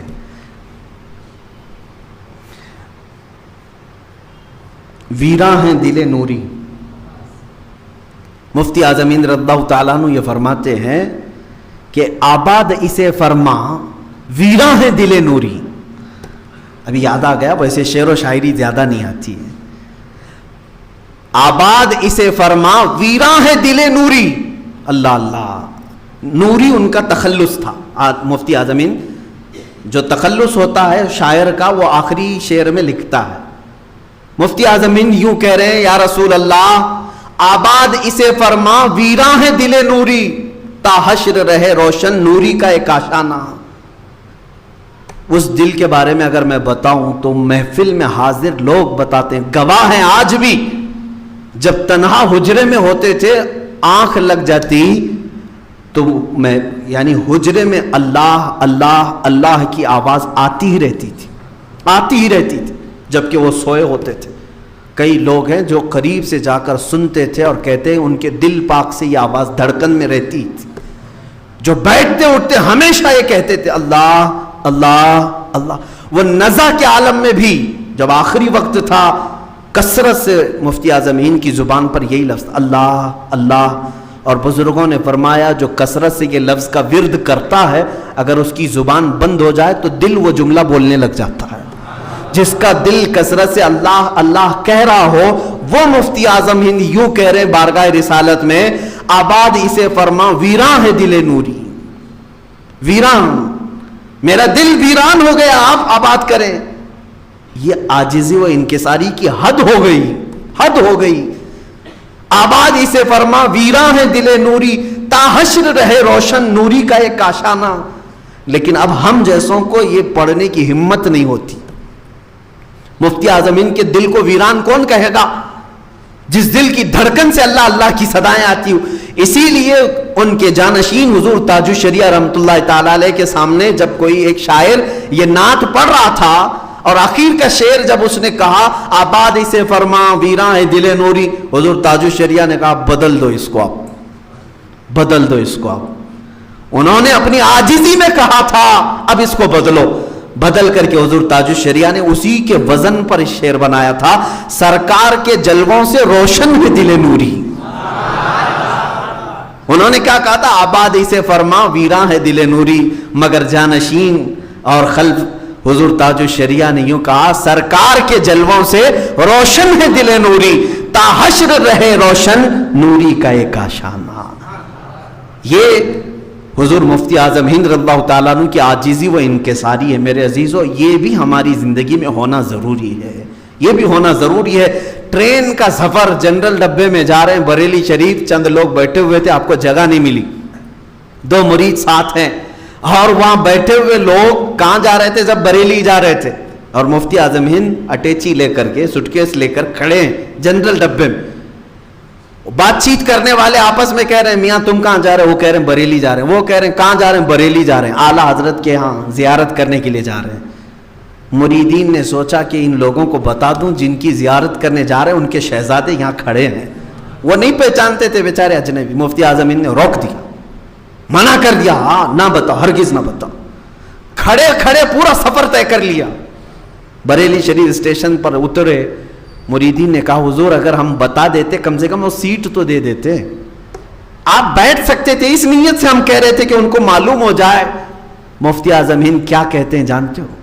اللہ اللہ فرماتے ہیں فقط ٹرین کی ایک سیٹ کے لیے میں اپنے باپ کا سودا نہیں کرنا چاہتا. اعلیٰ حضرت کا نام لے کر کے ایک سیٹ مانگوں. اور اس کے بعد کہا کہ اے لوگوں اگر تم بتا دیتے ان کو تو کہیں وہ برا نہ سمجھ جائیں کہ اعلیٰ حضرت جیسے بڑے بزرگ کا بیٹا ایسا ہوتا ہے. اپنے بارے میں وہ عاجزی کرتے تھے. لوگ کیا کہیں گے کہ اعلیٰ حضرت اتنے بڑے ہیں اور ان کا بیٹا ایسا ہوگا. ارے میاں اعلیٰ حضرت کو جو آج ایک دنیا پہچان رہی ہے وہ مفتی اعظم کے ذریعے سے پہچان، ان کے تقوی سے پہچانی ہے. اعلیٰ حضرت کا اپنا علم ہے، اپنے ان کے اصول ہیں، ساری چیزیں، لیکن کثرت سے سفر اور دوروں میں مفتی اعظم ہند کا بڑا کردار رہا ہے. اللہ تعالیٰ وہ عاجزی و انکساری کی ایک جھلک ہمیں عطا فرمائے. ان کے ہر شعر میں، نعتیہ دیوان میں یہ باتیں نظر آتی ہیں. جگہ جگہ آپ ان کی نعتیہ کلام کا دیوان اٹھاؤ، سامان بخشش آپ پڑھیں، جھوم جائیں گے. جو میرے آقا صلی اللہ علیہ وسلم کی بارگاہ میں وہ کہتے ہیں بخت خفتہ نے مجھے روزے پہ جانے نہ دیا. ایک بار مدینہ طیبہ حاضری نہیں ہوئی تو کیا کہنے لگے؟ بخت خفتہ نے مجھے روزے پہ جانے نہ. بخت خفتہ کہتے میرا سویا ہوا نصیبہ مجھے روزے پہ جانے نہ دیا، چشم و دل سینہ کلیجے سے لگانے نہ دیا. اسی کا یہ شعر جو میں نے پڑھا کہ میرے اعمال سیاہ نے کیا جینا دھوبر، زہر کھاتا تیرے ارشاد نے کھانے نہ دیا. میرے اعمال کا بدلہ تو جہنم ہی تھا، میں تو جاتا میرے سرکار نے جانے نہ دیا. اسی طرح اعلیٰ حضرت رضی اللہ تعالیٰ عنہ کے شہزادے نے بارگاہ رسالت مآب صلی اللہ علیہ وسلم میں ایک التجا یوں کی ہے کچھ ایسا کر دے میرے کردگار آنکھوں میں. اللہ کی بارگاہ میں وہ دعا کرتے ہیں کچھ ایسا کر دے میرے کردگار. کردگار اللہ کو کہتے ہیں. اے میرے کردگار کچھ ایسا کر دے میری آنکھوں میں، کچھ ایسا کر دے میرے کردگار آنکھوں میں کہ ہمیشہ نقش رہے روئے یار آنکھوں میں. چہرے یار، یار حضور کی طرف اشارہ کر کے کہتے ہیں ہمیشہ نقش رہے روئے یار آنکھوں میں. انہیں نہ دیکھا تو کس کام کی ہیں یہ آنکھیں کہ دیکھنے کی ہے ساری بہار آنکھوں میں. اور پھر کہتے ہیں کہ ملائکہ اگر سوال کریں قبر میں، فرشتے پوچھتے ہو بتاؤ کس کی امت ہو، تو کیا کہتے ہیں؟ تو لو دیکھ لو کہ ہے تصویر یار آنکھوں میں. اگر مجھ سے سوال کریں فرشتے بتاؤ کس کی امت ہو تو کہوں گا لو دیکھ لو کہ ہے تصویر یار آنکھوں میں. میں نے آنکھوں میں بسایا ہے اس حبیب کو، میری آنکھوں میں دیکھ لو، جواب تمہیں مل جائے گا. مفتی اعظم ہند رضی اللہ تعالیٰ عنہ عشق رسالت مآب میں بھی ایک ڈوبے ہوئے امام کا نام ہے. انہوں نے جو نعتیہ دیوان لکھے کہتے ہیں اگر وہ حبیب خدا کا نظارہ کروں میں، دل و جان ان پر نثارہ کروں میں. اس کا ایک شعر ہے، فرماتے ہیں اگر ایک اگر ایک پر خدا ہو تو ایک پر محمد، خدا ایک پر ہو تو ایک پر محمد، اگر دل اپنا دوپارہ کروں میں، دوپارہ کا مطلب اگر میں دو ٹکڑے کر دیا دل کے، ایک پر خدا لکھا ہوگا ایک پر محمد لکھا ہوگا۔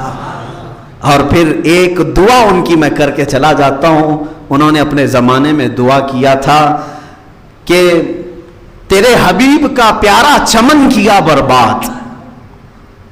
حضور صلی اللہ علیہ وسلم کے مدینے کی طرف نسبت کرتے ہوئے فرماتے ہیں، اللہ کی بارگاہ میں دعا کرتے ہیں، یا اللہ تیرے حبیب کا پیارا چمن کیا برباد، الہی نجدی نکلے بلا مدینے سے، الہی یہ نجدی نکلے بلا مدینے سے۔ یہ بلا ہی ہے جنہوں نے میرے آقا صلی اللہ علیہ وسلم کی تربت اطہر کو یوں کیا ہے۔ اللہ تعالیٰ اس مفتی اعظم کا سایہ ہمیشہ ہم سب کے سروں پر قائم رکھے، ہماری نسبتیں قائم و دائم رکھے، اور ان کے تقوی علم اور ان کی طہارتوں اور تمام تر اعمال کی مولا تعالیٰ ہمیں وراثت عطا فرمائے۔ وآخر دعوانا ان الحمد للہ رب العالمین۔